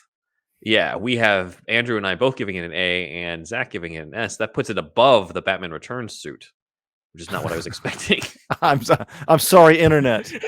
I'm sorry, internet. I don't like the nipples either, but I think it's a really good suit. It is, but it is all of us agreeing like this suit is underrated. people don't give enough credit to the Schumacher movies for Yeah. a lot of different shit. This is one of those things. So the Batman Forever suit, the Panther suit, is second to Keaton. Solid. On this. Nice. All right. Mhm. Let's move on to the next one. So there were 2 suits in Batman Forever, starting the trend of him, getting another toy suit for this. So we have the Yeah. Sonar suit, as it's called. At least there's an explanation for this because he's able to use sonar Yeah. in Riddler's lair. So also done by Jose Fernandez. And of course, we talked about how it was originally sculpted for Keaton when they thought Keaton was going to be doing the movie. Yeah. Fun fact, this suit is also used to audition Batman. So Christian Bale wore this. Here's a shot of him. Not very flattering looking, but he was in between. He was in between the Machinist and bulking up for Batman Begins. But he auditioned to wear this with the Sonar suit, and Cillian Murphy and Ian Bailey are wearing it too in the special features when we see their auditions. So apparently Pattinson is said to have auditioned in either the Kilmer suit or the Clooney suit, but I have a feeling it's this suit. I have a feeling because it's already used by Bale. I feel like this is the one that they just use for the screen test and stuff. They're not going to build a suit just wipe for the a screen sweat out. test. Yeah, you just got to clean major cleaning happening here. Pattinson was relying on soaking up the sweat of Bale in order to get this role, and he won it. So, but I mean, it looks a lot darker in the screen test, but in the context of the movie itself, it still looks bright. And a lot of times because it's a very bright movie, very chrome. The torso section, when we look at it, it's a lot less anatomically correct, has a lot of lines and circles and stuff, as opposed to the lines for the squarer stuff from the abs in the rectangular abs in the Returns one. Also, the first bat suit with the trend of having a bat insignia basically just blend in with the rest of the suit and not stand out. And personally, that's not something I've ever liked because I'm just well, what's the point of having it on your chest if we can't even see it on there? It seems kind of dumb. That's to true. me. So for this one, I feel like it's a step down from the other bat suits. The Batman Forever script builds up this suit being just it makes Batman look more terrifying. I'm just no, it doesn't. It doesn't make him look more terrifying. No. It's just brighter and more mechanic looking. And we've also got these cape clasps that are introduced now, where it's there's these clasps on the other sides of his neck where the cape attaches. I'm just that's just not as good as the cape that was done in the previous movies. It just doesn't. I don't like that aspect of it. So for me, I'm ranking this to be a C minus. Andrew. Yeah, I don't like it as much, man. It just I like that Panther, y'all. This one, I don't hate it. I'm sure we'll see other ones that are worse than this. But I mean, with the cowl thing too, it comes out like that, on his and it's got cheeks. these weird things going into his cheek. Yeah, dude, that's the first thing that stands out to me. I can't abide that. I don't like it. I don't like the musculature. The way the abs are on this. A lot of abs talk, but yeah, I don't like the ab part. And yeah, the symbol, it's I see what you're saying. It's a comic book movie. Let's fucking have the bright colors. Let's have the symbols right there on the chest. Let's not try to hide it. I don't hate it, but yeah, I don't know. Yeah, it's not as good. It's not a favorite. I'd have to go. Oh, and these gauntlets I don't love either. I'm telling you, Nolan killed It's it. the same damn gauntlets. Is the it? other one, yeah. Is it? I don't know about that. Well, I think it's the same one as the Panther suit. Is it? Let me see. Well, anyway, You can't see him. We can't see it in this we picture. can't see him. All right. Well, I don't like the gauntlets in the Panther suit either that much. No! But Well- ranking's the same. But Yeah. anyway, I'll give it a It's like a C maybe. Yeah. Yeah. Hmm. All right, Zach. I'm giving it a B. I do like this suit, not as much as the Panther suit, but this suit has its fans online. Yeah. There's a lot of people that prefer this to the Panther suit. I will say that I kind of like that the abstract musculature fits the Geiger idea they had to begin with, yeah. the Batmobile and all this yeah. stuff. There's weird ventilation marks on his ears, and yeah, it's that musculature. It's almost like there's openings there. To me, this fits that kind of Geiger-esque aesthetic that they were originally thinking about. But I do kind of like that metallic, muted blue color and the big bat symbol. You get rid of the nipples, so is already a plus there. So Oh, there are no nipples on this, are there? No, yeah. yeah, no room for the nipples, Andrew. So we That's just a gotta plus. we got to put that bat symbol up there. So Yes. I think it's pretty cool. Like I said, it's not as good as the Panther suit, but yeah, I'm gonna give it a B. Okay. So that then, let's see. That kind of puts it maybe at like C plus B minus territory. It's definitely above the cereals on this. I probably had this toy. Oh yeah, too. Maybe, yeah. Yeah. we saw We'll put a it lot at of C toys. plus. When we looked at the action figures, I can't remember if it was when I did my episode the first time or our Patreon where we looked at like some of the weirdest action figures, but a lot of the early ones you can tell they were basing the sculpt of the figure off of that bodysuit. So it's kind of interesting. And we saw like, the unused Batman suits that the Keaton sculpt looked a lot like that too. Yeah, yeah. All right, so we've got that underneath the Zayre commercial version. For shame. All right, next is the movie that temporarily killed the franchise. Oh, Da-da-da-da. oh my god, this Batman looks and Robin. terrible, man. Jesus, Clooney. The design illustration was from Miles Tevis, also sculpted by Jose Fernandez under the direction of Bob Ringwood and Joel Schumacher. We still have the anatomically correct torso. Seems a little less glossy, more blue and chrome. No yellow in the oval that blends in, but there's something... Again, the rubber nipples aren't a deal breaker for me, but this just feels like a cheaper version of the Panther suit when we look at this. It is essentially, yeah. The belt isn't metallic anymore. It kind of blends in with the rest of the suit, and the clasp are the same from the Sonar suit instead of the Panther suit. Yeah, so it's just like we kind of just had some leftover materials and let's put together a Batsuit with that. That's what it sort of feels like on this. So, the rubber nipples, again, they aren't the worst part of this. I think the most offensive thing of it is how it just looks so underwhelming compared to everything else that we've seen on this. So I think it's Clooney. It's Clooney. I think it's Clooney's shoulder breadth there. It doesn't seem like it seems narrower as the costume goes with his neck. The width of the neck. I think that might be Clooney's body too. Well, yeah, I don't know but they could have done other things to the suit in order to not highlight that. But yeah, I mean, it's underwhelming. When looking at it, this is probably, for its time, obviously the serials are very underwhelming and stuff, but for the time, especially what we've seen, I'm giving it a D. Maybe that's also being generous compared to what you guys are going to say, but I'm giving it a D. Andrew. Log. Oh, really? This is bad. I don't think it's that bad. It's bad. Okay, you know what? I'm going to save the log, the goose egg. I'll give it an F. You pulled it out of the fire. Yeah. I pull out of the fire. Dude, there's just not much redeeming about this, man. It's it's just bad. I don't know what else I can say about it. Man, wait till you see the next one. I don't know. That's why I'm saving the log, I think. Yeah. I also was gonna say that this Batsuit has the Bat logo up on the shin, like we looked at with that concept art. You can just barely see it. But you see the little tips over there. So I'm gonna say a C minus. I don't think this is the worst costume ever. It's really close. It's close enough to the Panther suit that I can't say it's like an abomination.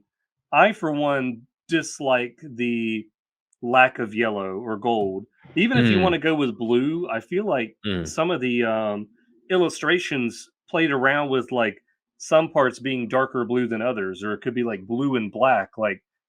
I think it's a little lazy to have it all the same surface. It's all just dark metallic blue. That's one thing I didn't like as a kid. I missed the logo having some kind of alteration to it.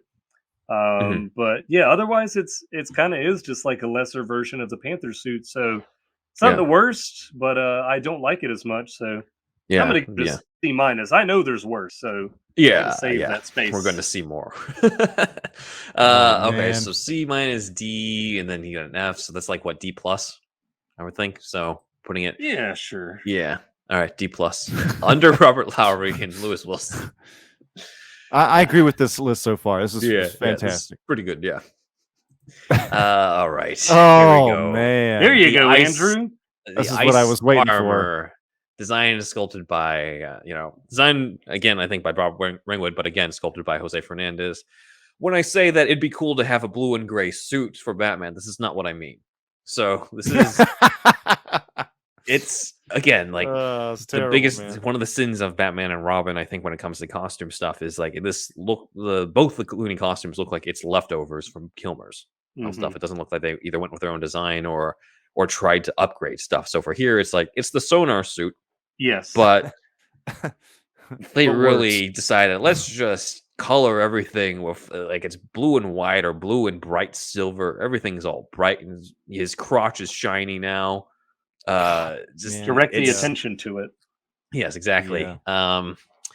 It should never really be this bright unless it's stealth mode. And again, that should be an all white Batsuit. It shouldn't be like a mix of like dark blue and bright silver or whitish silver. It's like half and half, and it doesn't work either way here. And it just doesn't work at all. It's a downgrade of the Sonar suit. I'm not going to give it the. I'm reserving a goose egg, is what I'm going to say. So it's an F, but I am reserving a goose egg. So to me, it's an F. You can have multiple it logs, bro. That's true too. That's true.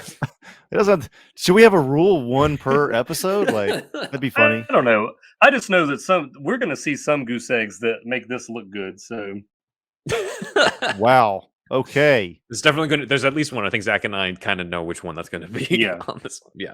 I reserve the right for multiple goose eggs. You do that. So this is going to be a goose egg for me.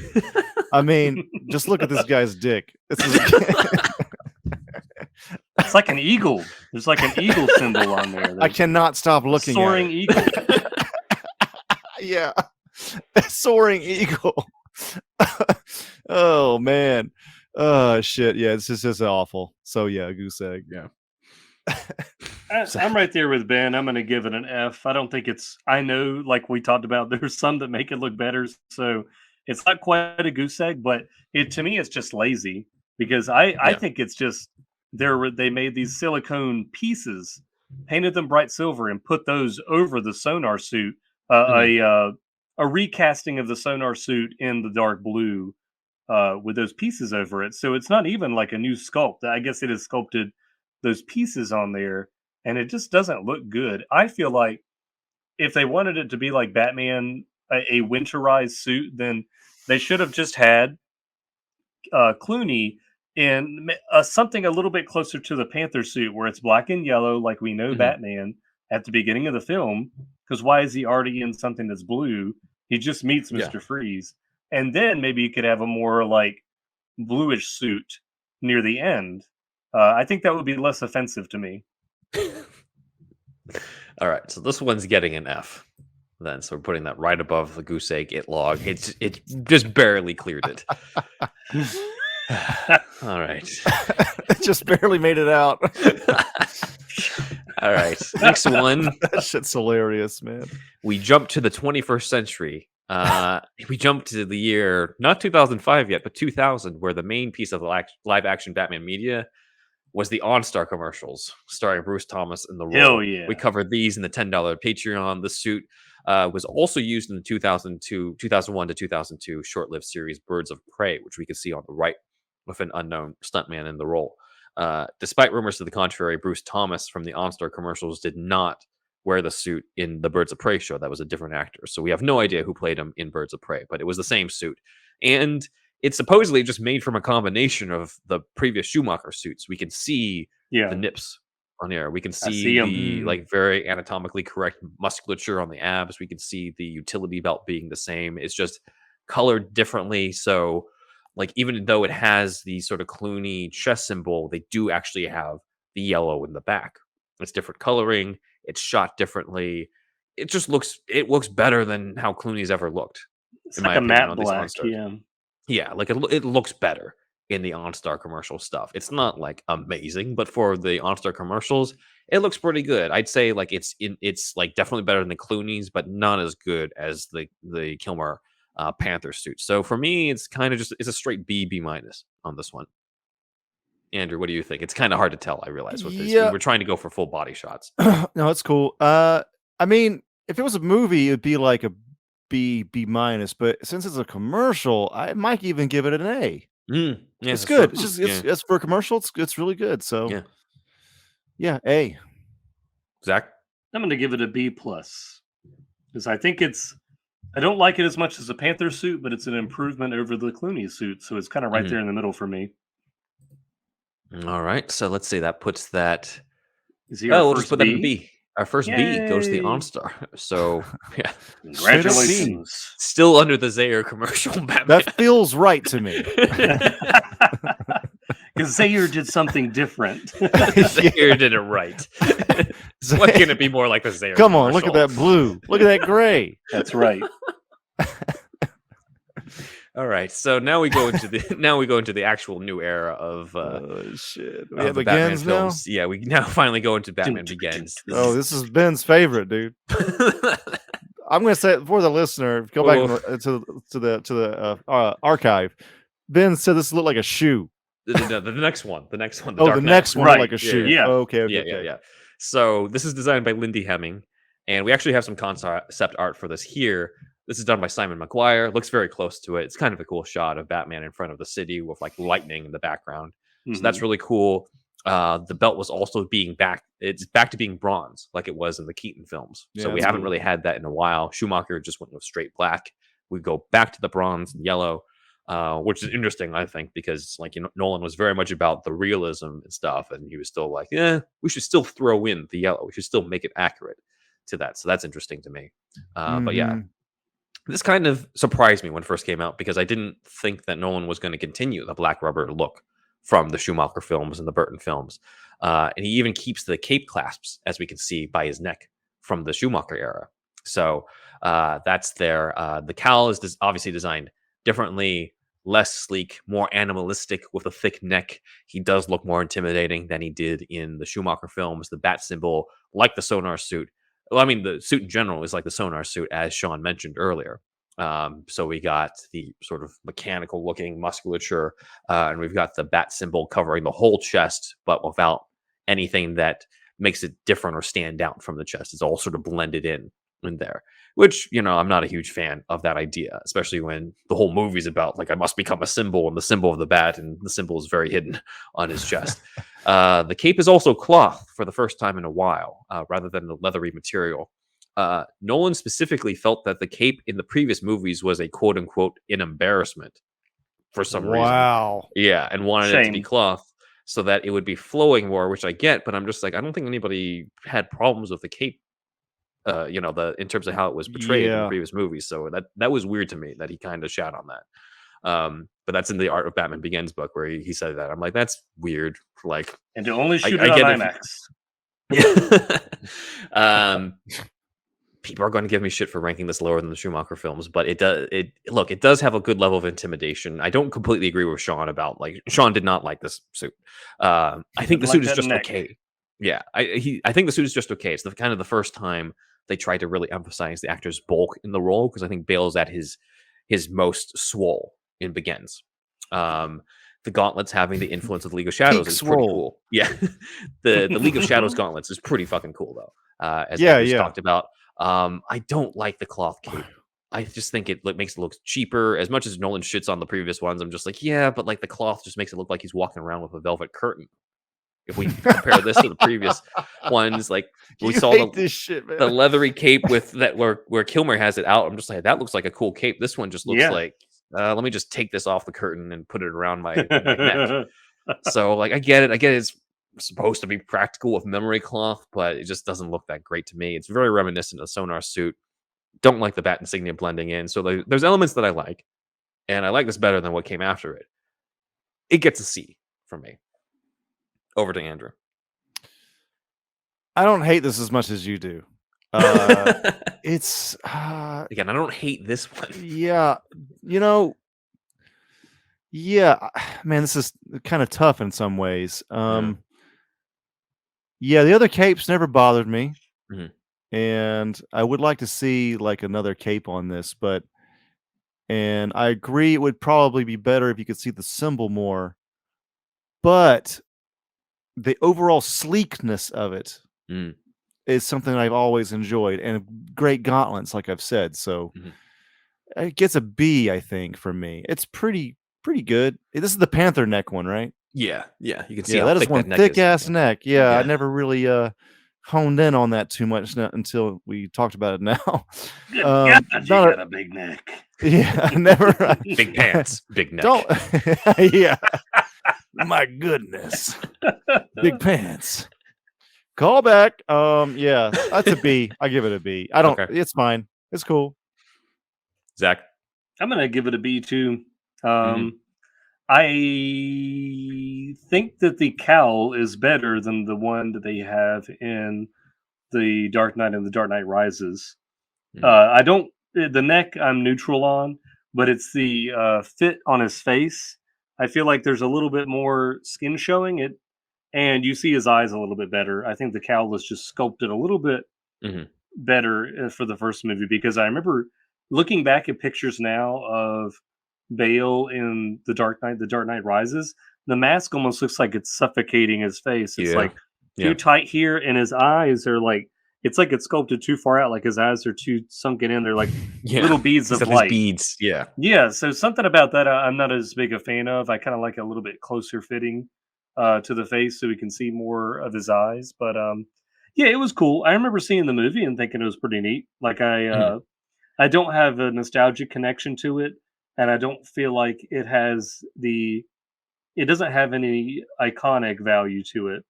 Like when I think of like iconic Batman, it would be like West, it's Keaton. I mean, I would even say like Ben Affleck, because it's such a different take. But this one, it just kind of falls in the middle. So yeah, I would say it's a B for Batman Begins. Okay. So that puts that in the B category, which makes it, I think, because I gave it a C, that puts it basically neck and neck with the OnStar Batman. Hey, That's okay. That's okay. Yeah. yeah. So above the Batman Forever Sonar suit, yeah, this feels pretty appropriate. Mhm. I think we're very comfortable with this ranking so far. Okay, so we go into the Dark Knight suit. Ben's So- favorite. Ben's favorite. This is So yes, he got a suit that he upgraded, in his words, in the Dark Knight and the Dark Knight Rises. He has a thinner neck in order to turn his head, with ridges in the back. We have a bat insignia that is smaller, closer to like the just general logo of the movies. the size of a batarang. Yeah, and we have the segmentation all over, where it's like it's armor plates, but above like this sort of mesh underneath, where he ends up getting stabbed by Talia in the Dark Knight Rises. Mm-hmm. We have some concept art of it here without the cape on it, where you can see basically it looks pretty close to what we got in the movie. Tiny we also hands. have this tiny hands, big pants. big neck, tiny hands. What does this mean? The segmentation continues in the back, as we can see here. I don't think we've ever really seen it like this because of the This fact thing that gets it's- shot in the back of the leg pretty easily there, where it's a Yeah. lot of empty space. That's why he's got the cape. The cape's velvet cape. bulletproof, bro. Oh yeah, that's right. Yeah. So we got that, and then we also got here's the device concept art of the pneumatic mangler is what it's called. It's the device that comes out of his gauntlet when he's ripping open the van, the opening of the Dark Scarecrow Knight. van. That is- Scarecrow's yeah. van. I always yeah. wondered what that was. Yeah, that's what it's called on it. It also reminds me of the cheese grater thing that pops out of Keaton's Yeah. gauntlet when he gets that guy in the crotch who tries to fly towards him in the cathedral. So hmm it's got a similar thing. And then we also see concept art of the back of the utility belt, where it kind of has the silver clasp in the back while the rest is bronze. So that's kind of cool there. Okay, so in terms of rankings, Here we go. Andrew knows this from our Dark Knight episode, but I call this suit the black tennis shoe because when I first saw this, I half expected it to say Skechers on the bottom because of how it Well, looks. This I've is always- excellent. Yeah. I've always hated this suit. I think the thinner neck, while it does allow him to turn his head, and I have some issues with that. Okay, so it supposedly allows him to turn his head, but it also makes his head occasionally look like a bobblehead. Yeah. And the Yeah, Begins yeah. suit, by the way, was designed to allow him to move his neck. In the Art of Batman Begins book, it clearly says, hey, we designed it so Bale could move his neck. So somebody was lying at some point, whether it's like either the Begins production claimed that they could allow him to move his head, or the Dark Knight was just like, let's just say that it's to allow him to move his head. Or maybe it was to make him move his head better. But this Mhm. whole idea of like, oh, they changed it just so he could move his head. I'm like, they were able to move his head in the previous one, according to what they said. So somebody was lying at some point, or they just didn't clarify on that. And also, story-wise, if Bruce has trouble turning his head why does he take like a whole year into crime fighting to figure that shit out? You would think he would have figured that out like in Batman Begins. Yep. Not like into the Dark Knight where he's just like, I need to be able to turn my head. I'm just like, you're just figuring this out now? I felt So that was too meta too. Like you it want is, to be able yeah. to turn your head. I was like, I don't need this don't joke. need It that. took Yeah. me out of it a little bit. Yeah. Yeah, people are just like, oh, they finally explained the costume change. I'm just like, you don't need an explanation of the costume change. Bruce Yeah. Wayne is always going to be upgrading shit. You don't need it to be a big story point. And like, what did it really add to the rest of the story in The Dark Knight? You take that part out, the rest of the movie's still solid. Like, you don't need meta this. humor. Yeah. Yeah, it's just meta humor. I'm already on record saying I don't like when the bat insignia is blended into the suit, and I think this suit maybe discovered that because again, it's just you can even see it less now. It's smaller. Yeah. It's blended in. And I also think, in terms of intimidation wise, if we compare the size of Bale in Begins and The Dark Knight, this suit makes him look smaller. Yeah. He looks scrawnier in this suit. I think he is thinner in person. I think he is also thinner in this too. film, yeah. Yeah. But the Begins suit, I know that Sean's like, it made Bale look fat. I'm just like, I understand that. But it also, like, it's weird to me that we went from, like, bulking huge to, like, very thin in this.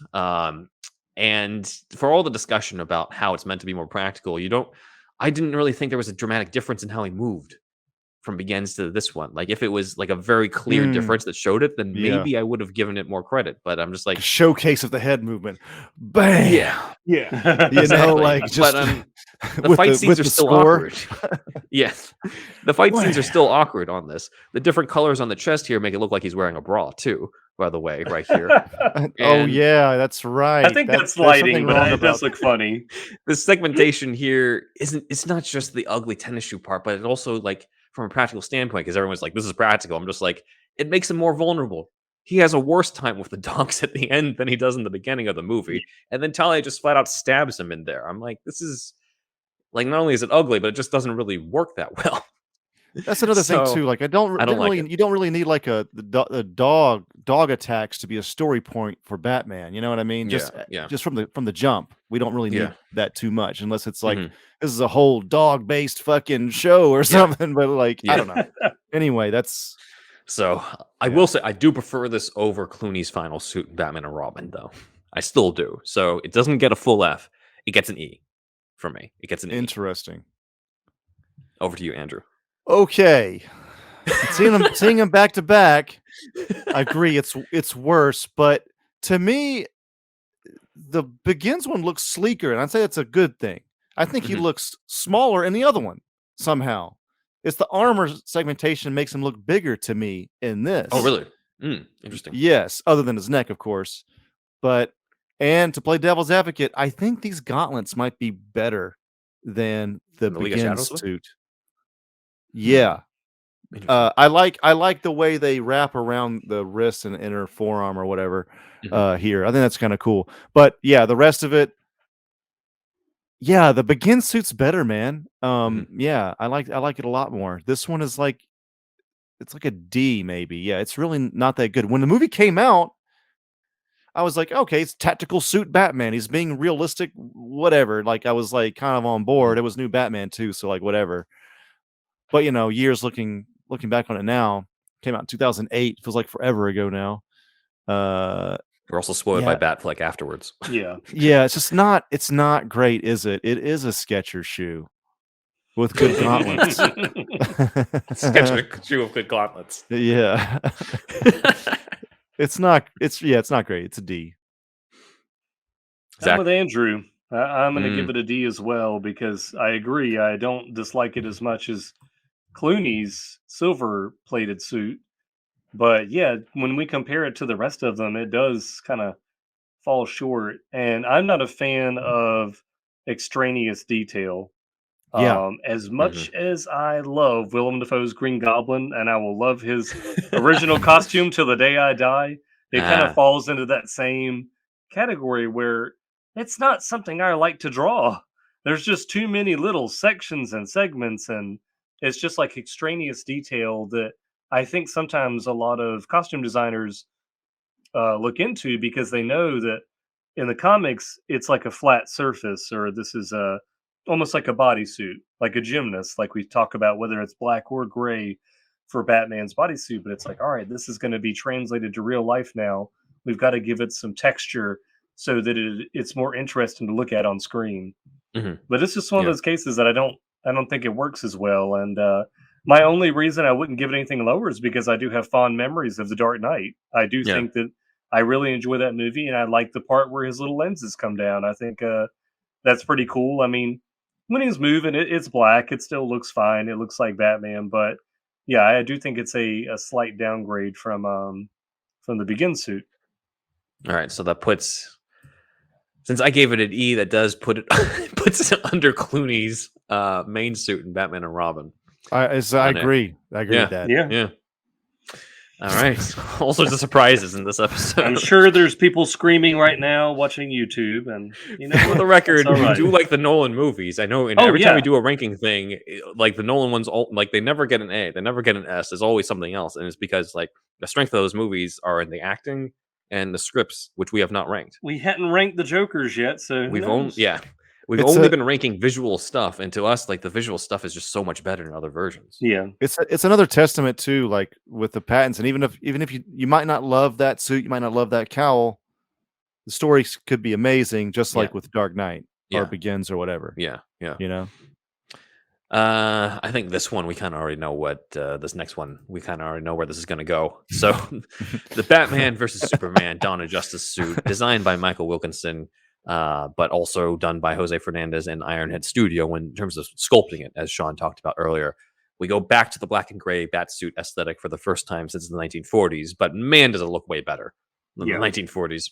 Gave us our bulkiest Batman yet, to the point that any succeeding actor has and probably will be criticized for a while for being too small in comparison to 6'4", 6'5" Ben Affleck in this suit, So this version modeled off of The Dark Knight Returns, specifically from the Dark Knight section of the comic.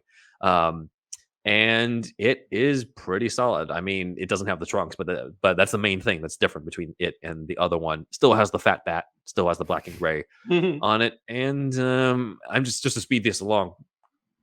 Are we gonna give it anything less than S?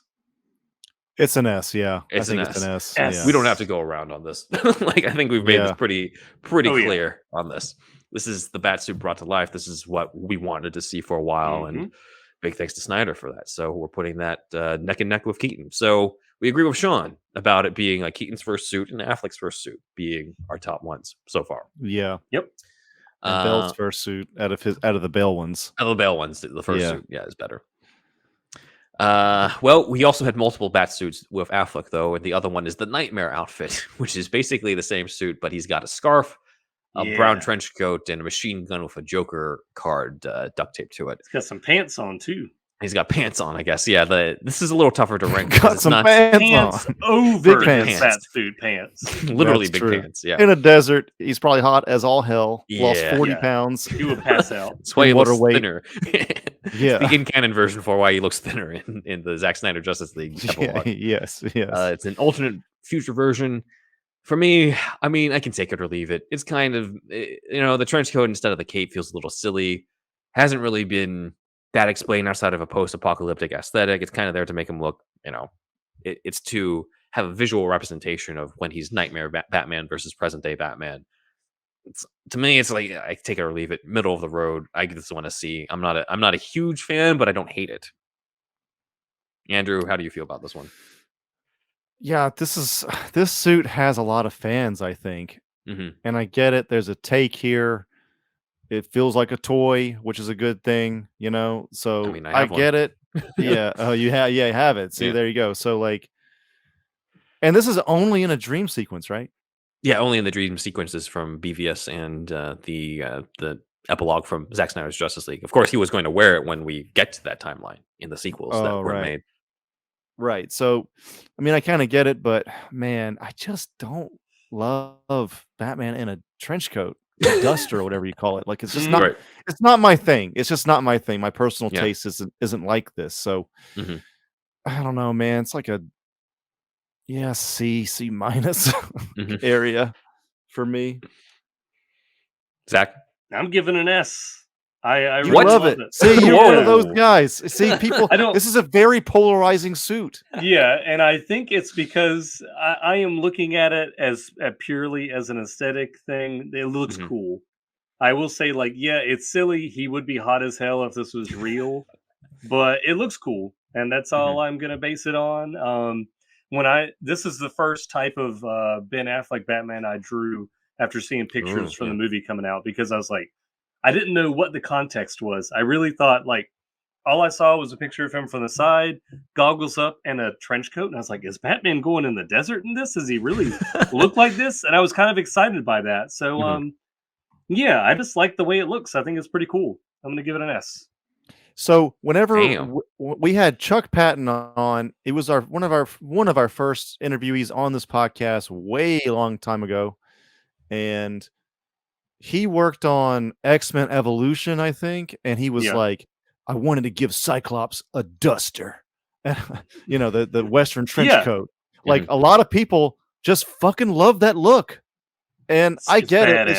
It's just not my thing personally. Like, I don't know. I just it's always if it's ninjas versus cowboys, it's ninjas 100%. Oh, like, yeah, of course. I'm not the whole cowboy Western look. I'm not super into. To me, it's like the duster. I like it in general, but on Batman, I'm just like, he needs the cape. He needs some sort of thing to represent the wings. The coat just doesn't represent that to me.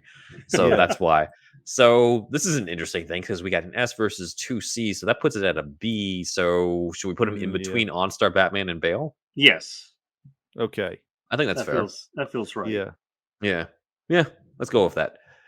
A lot of hot takes in this episode. So next one, man. Next one is the mech suit from the fight in Batman vs Superman. Right out of the Dark Knight Returns. I mean, we have a comparison here with we don't really have a clear full body shot in the comic, but we do have one in the animated movie. So that's what we're looking at here. It incorporates the lenses in a way that makes sense and it doesn't feel too clunky. That's true. The lenses are better here than Dark Knight. Yeah. Because it makes sense with this version of it. Not completely faithful to the Dark Knight because it adds its own things, but who gives a shit? It looks cool. It's the first time we've really seen this in live action. Lots of plugs to previous episodes, but we interviewed the guy that made the lenses, AJ Catalano Torres. He's in the archive if you want to take a look at that. So this is awesome. This is basically what you needed if you're going to adapt the Dark Knight Returns versus the Batman versus Superman fight. You need the suit, and they did it, and they pulled it off. I don't have any complaints about it. Since it's not a main suit, I don't know if I'm going to give it an S, but it's a high A for me. It's a high A. So that's what I'm giving it. Andrew? Dude, it could be an S for me. Like, this is a really cool suit to me. For Batman preparing to fight Superman, I don't know, man. Like, it's pretty damn good. I don't know. I feel I might feel an A is a little low for this one. I'm kind of surprised now that I'm saying it, but yeah, this is really cool. It's just a toy. It's Snyder brought us a fucking toy to the screen, Yeah. So I'm starting to rethink it too. It's like, okay, we don't have to agree. Perfect. Yeah, but it is. I mean, like, it's just hard to find flaws for me in this one. Yeah. Zach? Then a high A. You're a high for not giving this an S. That's what I'm saying. Like we said, it's just spectacular. It's the best way to bring the suit to life that could have happened. It's the best thing to come out of if I have the film. one critique that's standing out to me, it's this weird separate plated crotch armor right here. He needs to protect his dick. Yeah. He learned that from Clooney. All right. I'm not objecting to the fact that he has it. I'm just saying it just.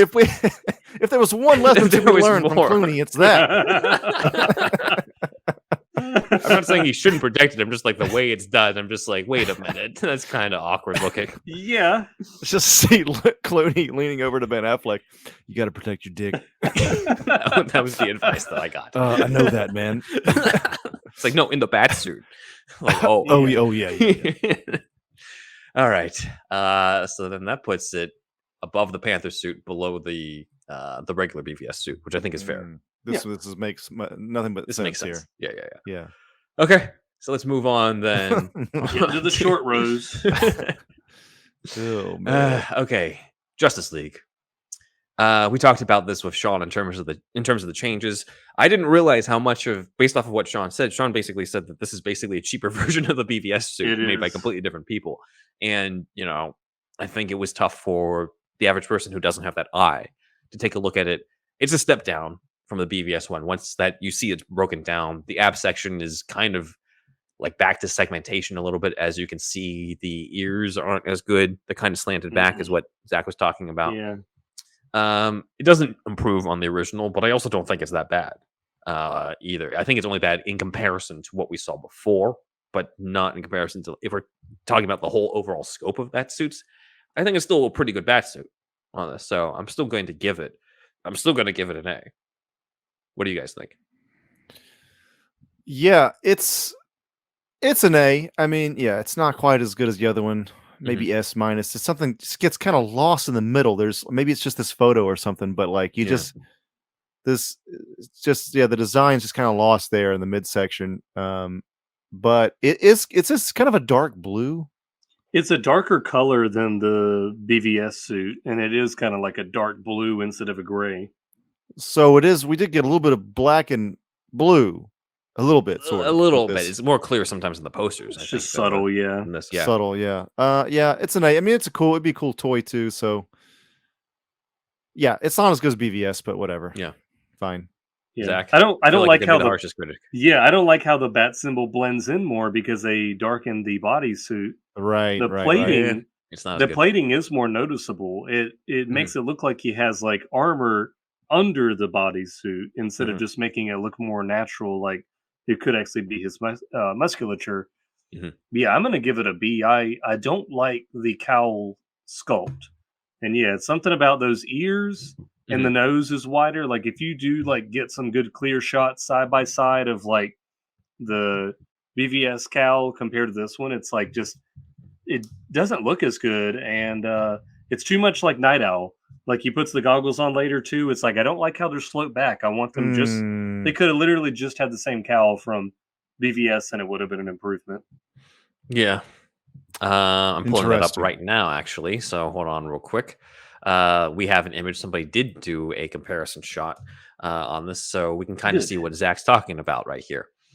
So the BvS one is on the left, where they're kind of right up, straight up, and then the Justice League one is on the right. You can see the differences way more clearly now than if you saw the movie separately.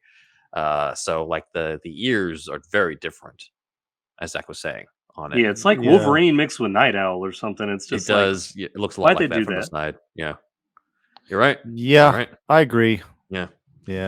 Interesting.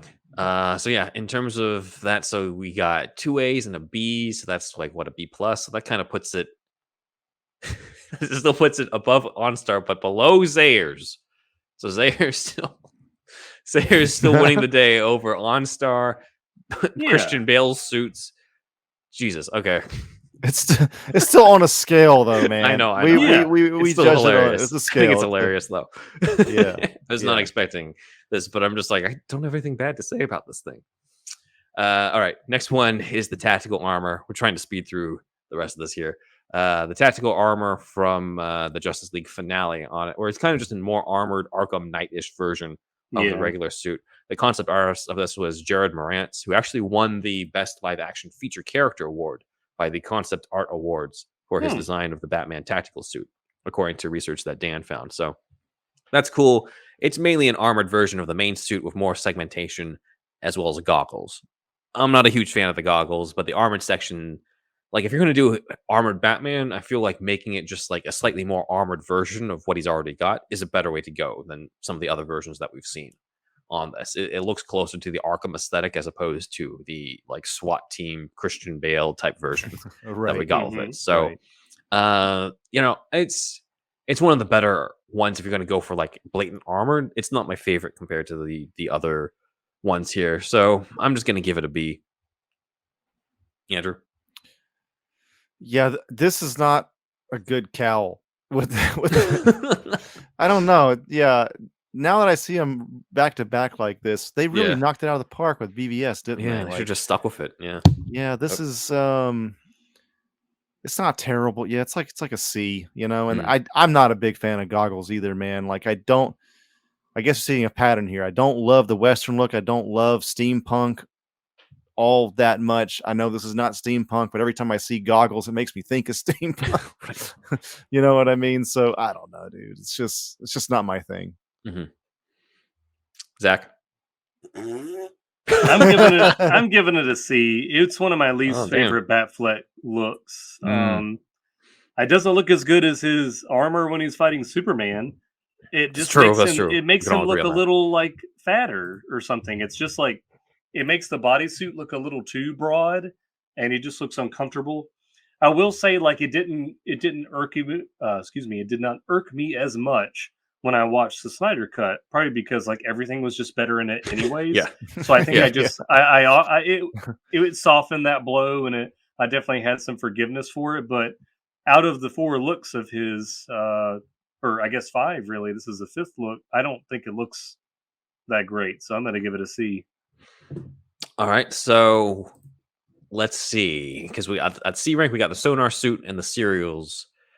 Are we going to put it below or above the Sonar suit? It's below the Sonar suit, but above. I feel like it is. I feel like it's below the Sonar suit, above the serials.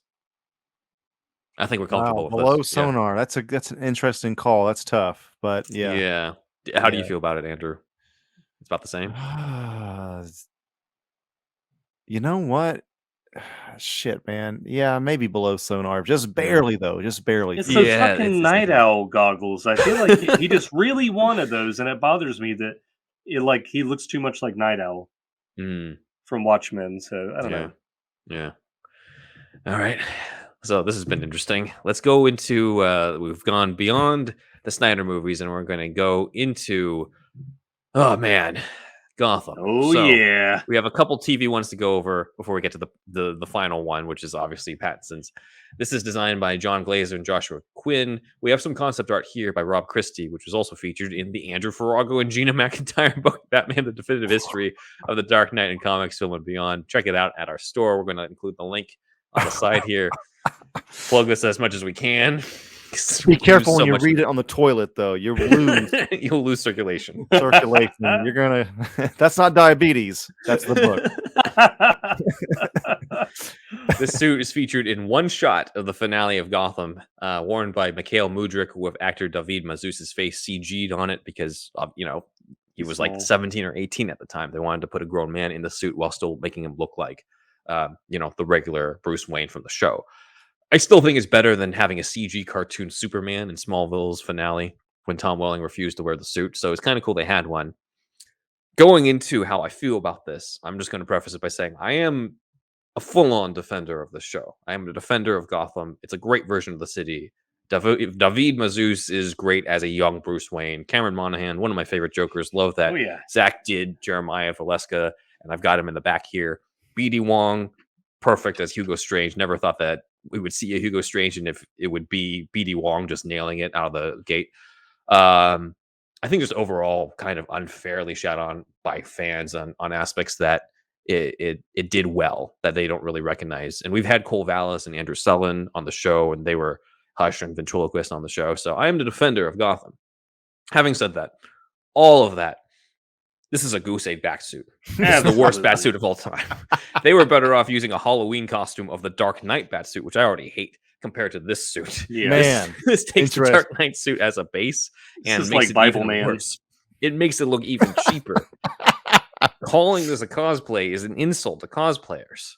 Damn, dude. Shawn can build a better Batsuit in a cave with a box of scraps in comparison to this one. Yeah. So this one continue with your hate. I is love the goose egg. Like I'm like Emperor Palpatine. Feed your hate. 5 seasons, and we lead up to this. I'm just like, like I guess it's better than the CG cartoon, but maybe you should have just lent out.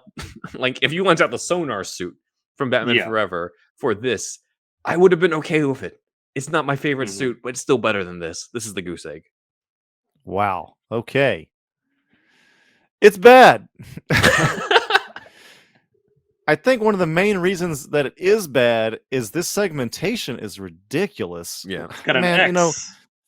Yeah, it just sucks because I feel like I might meet these people at some point. But I would say the concept art looked better than the execution. Yeah. The concept art looks like it's trying to evoke Dark Knight Yes. Yeah, here. it does look better. Yeah. Like it's the segmentation and like the abdomen. It's just like it's too, like stacked on top of each other or something. Like, yeah, that I think it's just like a belly guard.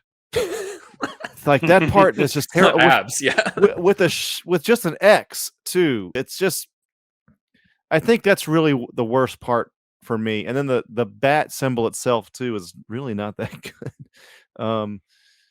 The rest is just like whatever. It's for TV, but yeah. What in particular? I mean, other than just What saying do I not like about this? fucking everything. Is it the middle section like me, or is it the middle section is what makes it has the whole hockey pads quality that Bale's criticizing the lookalikes for. So that's part of it there. The cowl looks bad. Like it's just like, look at this center picture here where it's all like it's middle narrow with this. It doesn't look great. The insignia, I don't like that either. And again, we've also got the whole blended thing. It's like it's a nice mix of everything that I hate about other Batsuits all in one. Right. Like there's not really any like I can't even see the gauntlets, so I don't even know if they nailed the gauntlets or if he even has gauntlets on this. And now that we see it in the lighting, I don't get why this is like a two-toned cape. That part sucks looking too. at the top, and then the rest of it I didn't notice that till just now. Yeah, like the top part is like the very Weird. much leathery cape thing, and the bottom part is just a tablecloth is what it looks like. Why? Yeah. I don't know. Unless this is a Photoshop and Dan found somebody. It's like that on the Photoshopped other it. one too. Look at the one on the Oh right. yeah, that's true. That's true. Yeah. Yeah, that's bad. I'm not sure why they did that, man. The goose egg, Andrew? Oh yeah, Yeah. What's your ranking? This is probably a goose egg. I don't know what could be This is worse than Clooney's. worse. Yeah. Yep, it's a Goose fucking egg. goose egg. It's, It log. I will say it looks the pieces that are raised up looks like the material that cosplayers use. I don't know if it's called polyfoam or something like that, but you use a heat gun to like shape it. And that is exactly what that looks like. It doesn't even look like a leather or silicone material. It looks like some kind of lighter foam, and everything's just kind of jostled around. And I agree, Andrew. Yeah, it's like the middle section and the cowl are the most egregious aspects of the costume. Yeah. I know it would have looked better as with just the chest piece and just have just take out that fucking X and just have cloth. Maybe at least that's a little better. Sure. Maybe. Yeah. No, I mean I know there's a lot of people campaigning for like a continuation of Gotham, and I'm like, I'm all down for it. Just fix the fucking suit. Just fix the suit first before you continue. With this. Absolutely. Get the Zayre suit in there. Get the Zayre suit, because the Zayre suit is the Zayre suit has annihilated a lot of the Batsuits that we see here. Actually, that's right. Oh man! All right, bringing it to a close here. Bringing it to a close. Yeah. All right, next one more TV one before we go to the Pattinsons. This is from Batwoman. So concept designer was Andy Poon. Maya Manny was the costume designer. This is from the Arrowverse. It's shown in the Batcave. It belongs to Bruce Wayne. Kate Kane, his cousin, sees it, steals it, wears it in a couple episodes, then sort of redoes it to become the Batwoman outfit in the red. It's also meant to be the same costume that Kevin Conroy wore as the Earth 99 Batman in Crisis on Infinite Earths. He just never wears it in the actual show. Looks like he's got a pooch right there on the belly of it. Yeah. Like there's nothing like we had the belly guard in the Gotham one. This has no guard on this. See, there's a good example. Like, just remove that X. It would have been like this kind of. Yeah, it looks better. Yeah, it looks better than having that X. So we have a shot here. This is obviously not supposed to be Batman. This is a mannequin with a bat suit on it to represent, sort of like the villain sending a message to Batman and Batwoman on here. And then on the right, we have a stuntman wearing the Batwoman suit. So basically, we got this kind of rounded cowl. The rub around the chest area seems to be only for the chest area, and then it's already got a spot for boobs, even the male one. Yeah, and I think that's also because it's supposed to be for Batwoman that they just let's make it look like it could be both Batman's and Batwoman's. It's below average. It's better than the Gotham one for sure, but there's like just if they barely. ever do if they do a CW Batman thing, I'm just like, don't put, because Warren Christie plays the Bruce Wayne in that. I'm like, if he comes back and he puts on the bat suit, give him a better suit than this. This is like it was meant to be repurposed. It's not supposed to be the main suit, so I get it, but I still got to judge it for what it is. Again, better than the Gotham one for sure, but as you said, just barely. So I'm gonna give it an E. Yeah, it's the CW one, so it's a little again on a scale, but it's probably a D. I mean, it's fine. It's a lot better than Gotham one, which probably had a bigger budget than this show did or does. That's so true. Yeah. So yeah, it's a D, I think. Yep. Yeah. Zach? I don't give it an E too. I think it doesn't look great. I almost said garbage. I mean, we never know who's watching. Maybe the people that worked on the suit did, and I understand that it's all within like a budget, but it doesn't look good. Mm-hmm. Proportionally, it just doesn't look good. And I know that it's made to be repurposed, but you still could have like done something different. It looks strange, the proportions of it. Mm-hmm. Yeah. All right. So we're putting that below Bale's Dark Knight, but above Clooney's ice armor. Yes. I think it's pretty appropriate. All right. We finally made it, guys. We're going to talk about the Pattinson suit. Took us 2.5 hours, but here we go. Jesus. Oh, man. So designed by David Crossman and Glenn Dillon. Costume designer in general was Jacqueline Duran. This is back to the armored Batman, as Shawn talks about, back to the Nolan-esque aesthetic. We've got kind of a collar here around the neck, which I think is there for the first time. We've got these darts around the forearms, which I'm sure, Andrew, it's going to be used for a plot point. I'm sure that's not I would love, hopefully more than one in one throw, like three. He's going to take down the Riddler with those, Andrew. He's going to ask him a riddle. He's like, I know how you got these, and then sticks them in his forehead. Yeah. He's going to stick him in a question mark on his forehead. He's going to fall back. That's how he becomes the Riddler. Why did you write that question mark in my cappuccino? So the chest insignia is common. Well, also here's the comparison with the Telltale one that I made when Shawn was talking about it. But you can see this is very much the influence. Damn, dude. Before we recorded this, I played the game and I've seen these fucking pictures, but I never even fucking thought of it.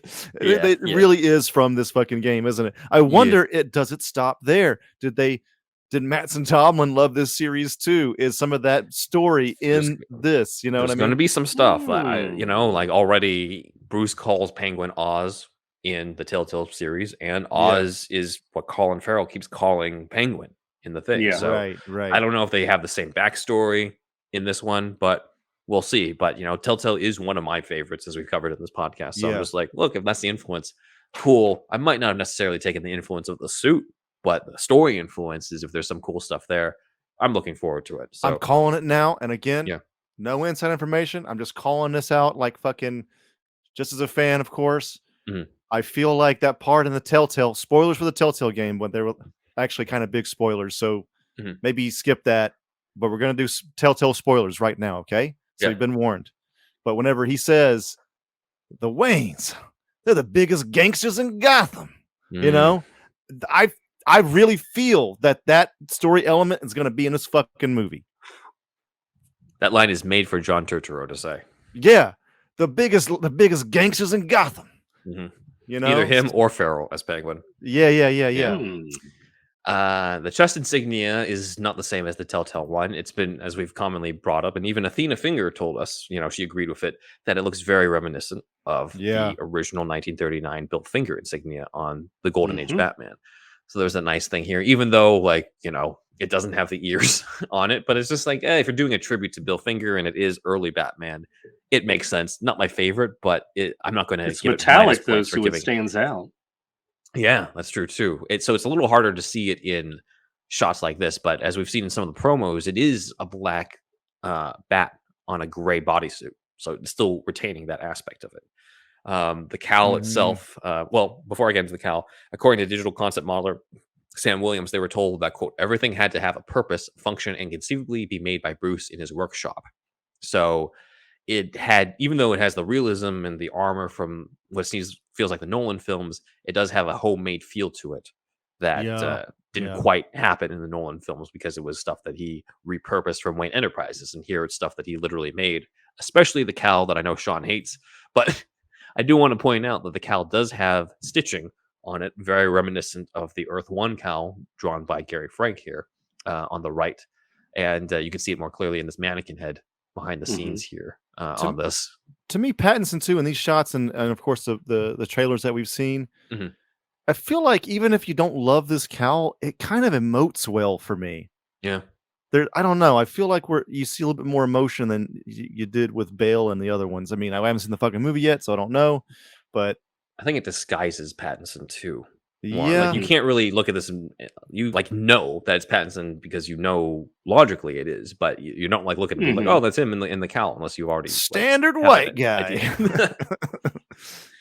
I think it hides his identity pretty well. Yeah, it's cool. Yeah, and then here's the mannequin head, which some people are just like, does it mean we get white lenses? I'm like, no, it's on a mannequin head. Yeah. It's on a styrofoam mannequin head, I think. That's why they just want to see the fucking white lenses. That's not a year 2 thing, man. I'm just telling you right now. Yeah. So there's some issues I have in terms of the armor thing. I agree with Shawn on that. I agree with the whole thing about the thick nose is a little weird. Not a huge fan of the insignia, even though it is trying to evoke the Bill Finger one. But the problem is at this point, it kind of looks like something's missing when there's no ears and there's no bottom point to the chest logo. Don't really care for the whenever it's an armored angular segmentation of the abs instead of like an organic one. I'm always like, okay. The collar, getting used to it. I could take it or leave it. Give them props for something new though. And then the long darts, I'm like, clearly there's a function to that, so we'll see. I'll give it more of a chance in action, but preliminary ranking before we've seen the movie, it's a B for me. I'm like, there's elements that I like. There's stuff that I don't care for. It's not an S tier suit, and I don't think the movie is necessarily going to change my mind on that. How do you guys feel? Yeah, well, yeah, not having the ears, even though it does harken back to the old one, to the first one. Yeah, it's something that's always kind of missing about that, right? I was kind of disappointed with that when I first saw it. For me, like I feel like the cowl's always been kind of take it or leave it. A lot of people like really hate this cowl. Like to me, I don't hate it. I think it's other things in the suit that I don't love.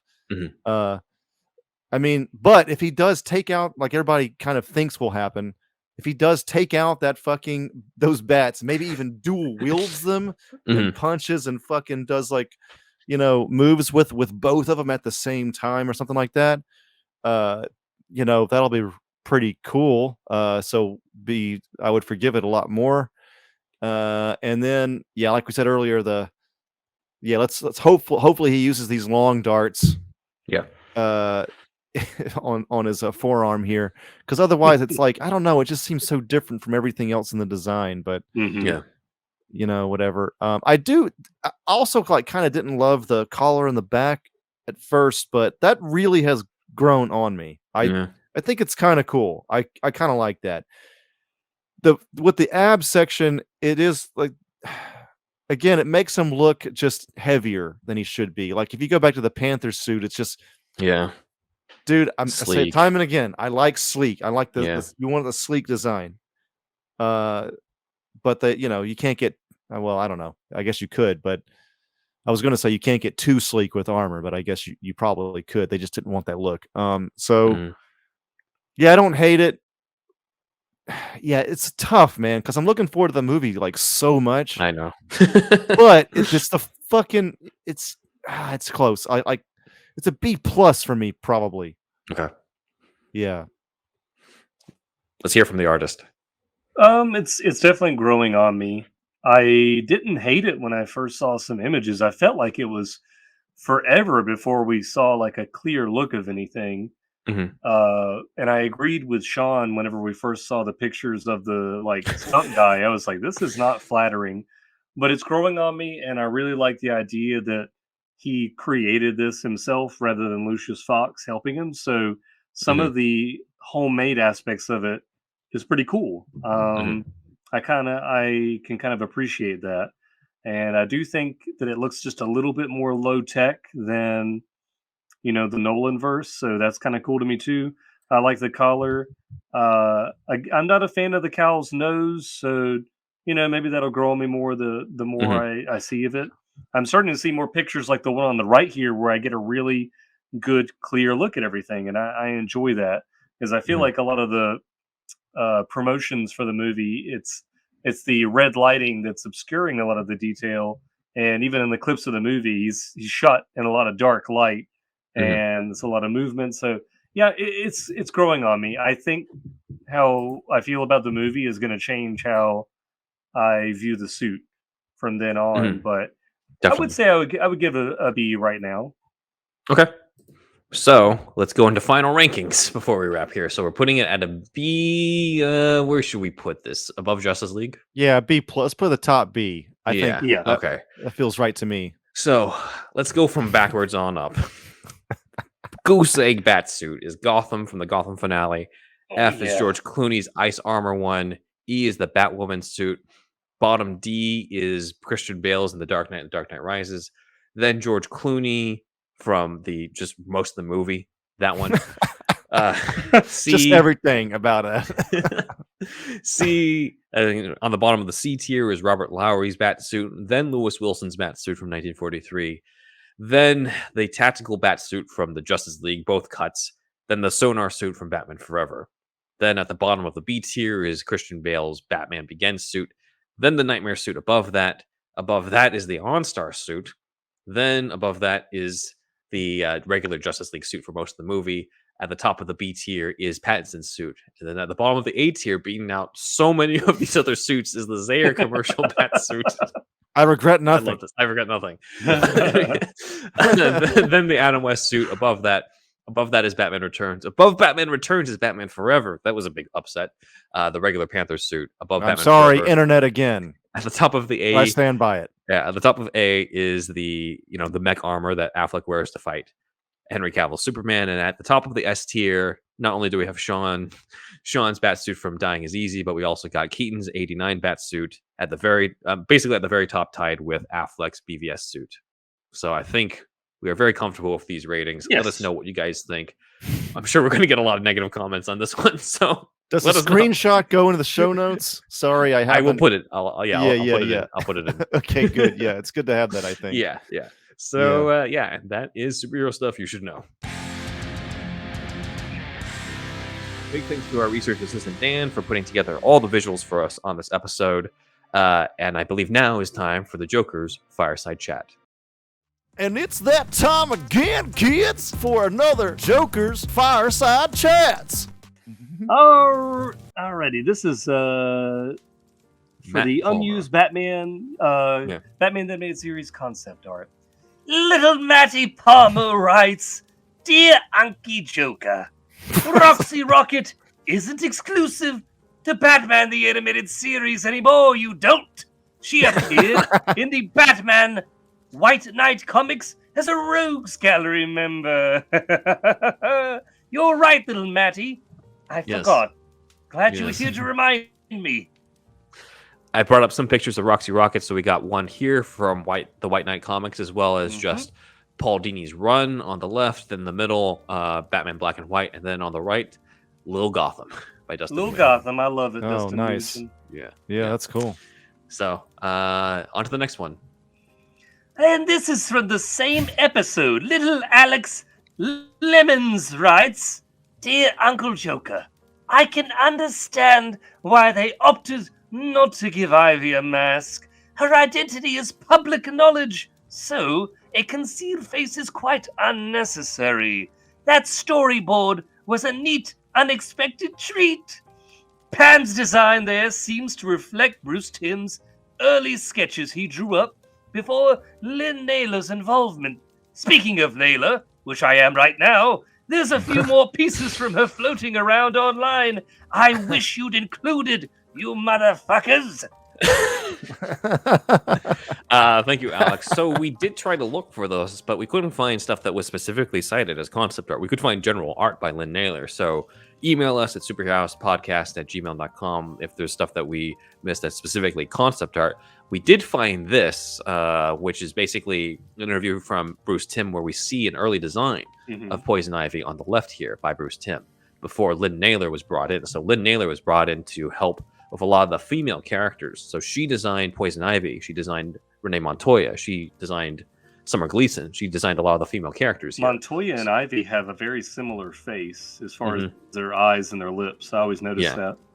So that is from artist Lynn Naylor. And so it's cool to highlight that because, we keep saying Bruce Timm, but Bruce Timm is the leader of this. So it's nice to give, other artists their due on this. And then the last comment here from Ringmaster. Ah, yes, and this was written for the Batman 1989 deleted scenes, rare storyboards, and photos. Dear Uncle Joker, it's me, Ringmaster. Excellent episode. One deleted scene you guys missed occurs during the parade scene.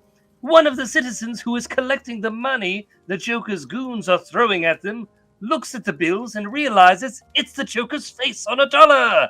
The scene is a callback to the scene in the museum where Vicky Vale asks Joker what he wants, and he says, "My face on the $1 bill." Yeah. This scene was depicted in the '89 comic book. He's right, Ben. You failed us. Well, here it Failed is. me. Did you guys want, by the way, the Joker breather when you were a kid? Like, I wanted that as a toy. Oh yeah, Yeah, right. yes. I It was wanted that orange shit. and green. Yeah. Yeah. I wanted that in 2020 when there was a mask. I'm just like, that's the Oh, one I'll yeah. wear. Oh yeah. That's true. Yeah. Get yeah, Shawn yeah. to make one. That one's perfect. Yeah, Yeah. exactly. Probably could. That and as well as custom bat suits for each of us on like Yeah. which ones. Andrew gets the one with we're the Batman Begins squeaking gauntlets sitting and stuff. Oh, dude. Yeah. Yeah. Panther suit, no nipples, Batman Begins gauntlets, and the fucking symbol from Returns. Yeah. Yeah. I'll think of mine. It'll probably be some combination of 89 and Batflex, but we'll figure it out. Anyway, Anyway, Thank Joker you. dollars. Yes, thank you. Yes. Thank you for that. I really like this aspect too, because it would have shown that Gotham citizens not only died, but they died for fake money, which makes it Right. even darker. I know that would have been a good scene actually to keep in there. It's a callback Yeah. to the other thing. Yeah, it's. Yeah, so I'm good. surprised that got cut actually. Yeah. All right, on For to the shame. shoutouts. And that was Uncle Joker's Fireside Chats. Superhero Stuff You Should Know is a part of the HyperX Podcast Network. HyperX is our sponsor and the maker of the acclaimed Quadcast and Quadcast S microphones. Quadcast USB mics look and sound amazing, and they're packed with features. With 4 selectable polar patterns, you'll get great sound no matter what you're recording. The included shock mount and pop filter mean you won't have to shell out extra cash for a great setup. Then there's the eye-catching LED indicator and tap-to-mute sensor, so you can tap in and tap out to stop broadcast accidents. It's time for you to tap in with the HyperX Quadcast and Quadcast S. So yeah, thank you for those comments, and we want to thank our Patreones, who include Shasta, Leom O, Super Inframan, Douglas P, Dan D, Aaron Willett, Nick Noir, Jeffrey R, Asgers Webb, Jeremy H, Alex of the What Mean Podcast, Ian Justice, Jared P, Jamie H, Rochelle L, Matthew B, Skylar, TD, Sketchcraft, Braxton W, Renee V, JD, Logan Wood, who is Shane Helms 121 on Instagram, and Griffin W. Also, our other supporters include Sparky Geddon, SECT Productions, Robert Schumann, Kukin Noms, Matt Herring, Elijah B, Shamrock Balls, Ian H, Walter the Wobot, John Wells, Rye Guy, Jackson Putnam, Tway N, Watson, who is Stage Bad on Instagram, and Joey, who is at w.media on Instagram. And the Shasta Army, everybody, that's the $1 tier. Join that, you get the shout out. You level up from there at the $5 tier. That gets you the whole other show. Rubber meets the road at the $5 tier, everybody. The rubber It's a nipples whole- meet the road. The rubber nipples meet Zach's mouth. Good lord. At the $5 tier. It's a whole other show, and that releases every Friday. And you can cancel anytime. It's about $1 an episode or less. I don't know. Mhm. My You also math- get access to all the backlogs, so not only are you paying for new Yes, episodes, yes. but you have like at least 2 or 3 years worth of other podcast Yeah. episodes too. So you're not. It's not just like you only get access to the ones that you paid for. You get access to everything. Indeed, yeah. So you could sign up and then binge the shit, and then fucking, and then A lot of cancel you- the subscription. A lot of you guys I mean, have. Yeah. Yeah, so like whatever, that's how it goes. And then the $10 tier monthly meetup, you meet up with us on a Zoom-like chat, and we discuss generally a Batman topic, but we did Spider-Man once, and I don't know, a superhero topic altogether. We we get to interact online that way with the listeners. So yeah, call into that. And of course, if you're on a $10 tier, you get the $5 and $1 tier benefits as well. Mhm. And Superhero Stuff Pod merch. This is not as funny as it used to be because now we have everybody. We have Ben Man. We got Indeed Wizard. We have Zacula. Yeah, look at him. Merch on superhousepod.redbubble.com and superherostuffpod.threadless.com. We finally made it. They're all there. We're all lined up and ready to go. So yeah, there you go. Artwork for that is by Stefan Santa Cruz. And yeah, please send us some audio. Anything would be great. And send that to superhousepodcast@gmail.com.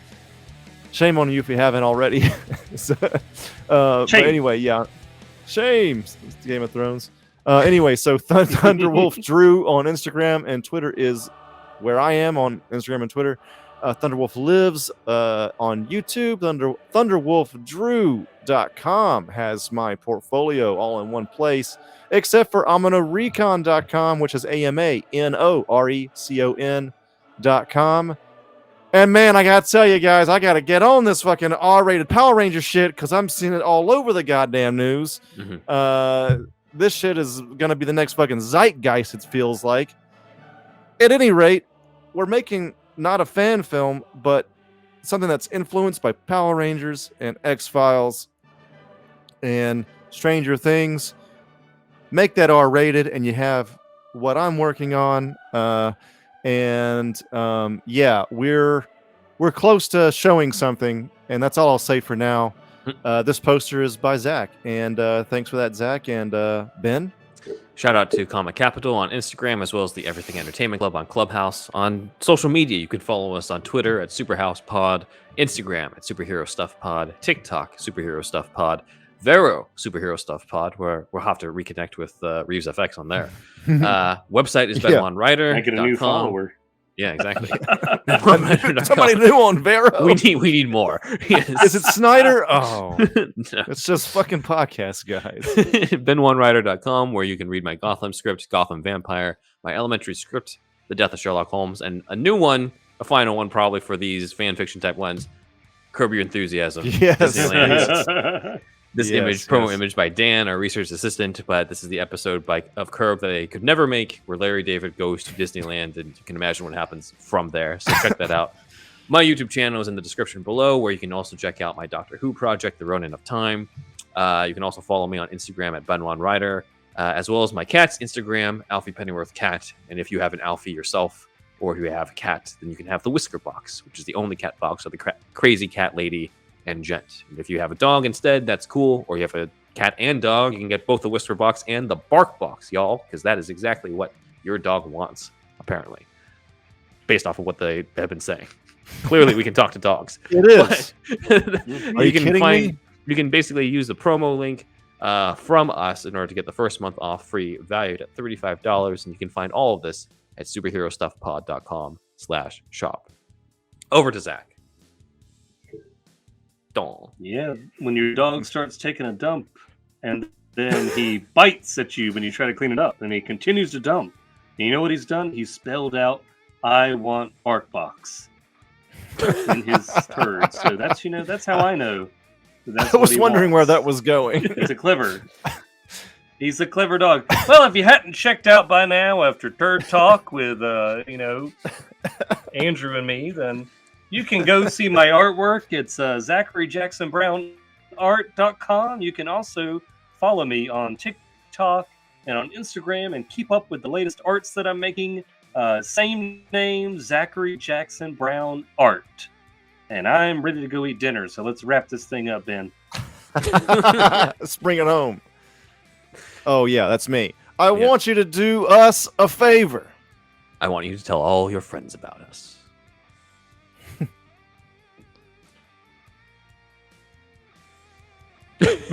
We're waiting. We're waiting. Something about you wanted to wrap this up. Oh no! Whistle knows you're an A1 nut boy.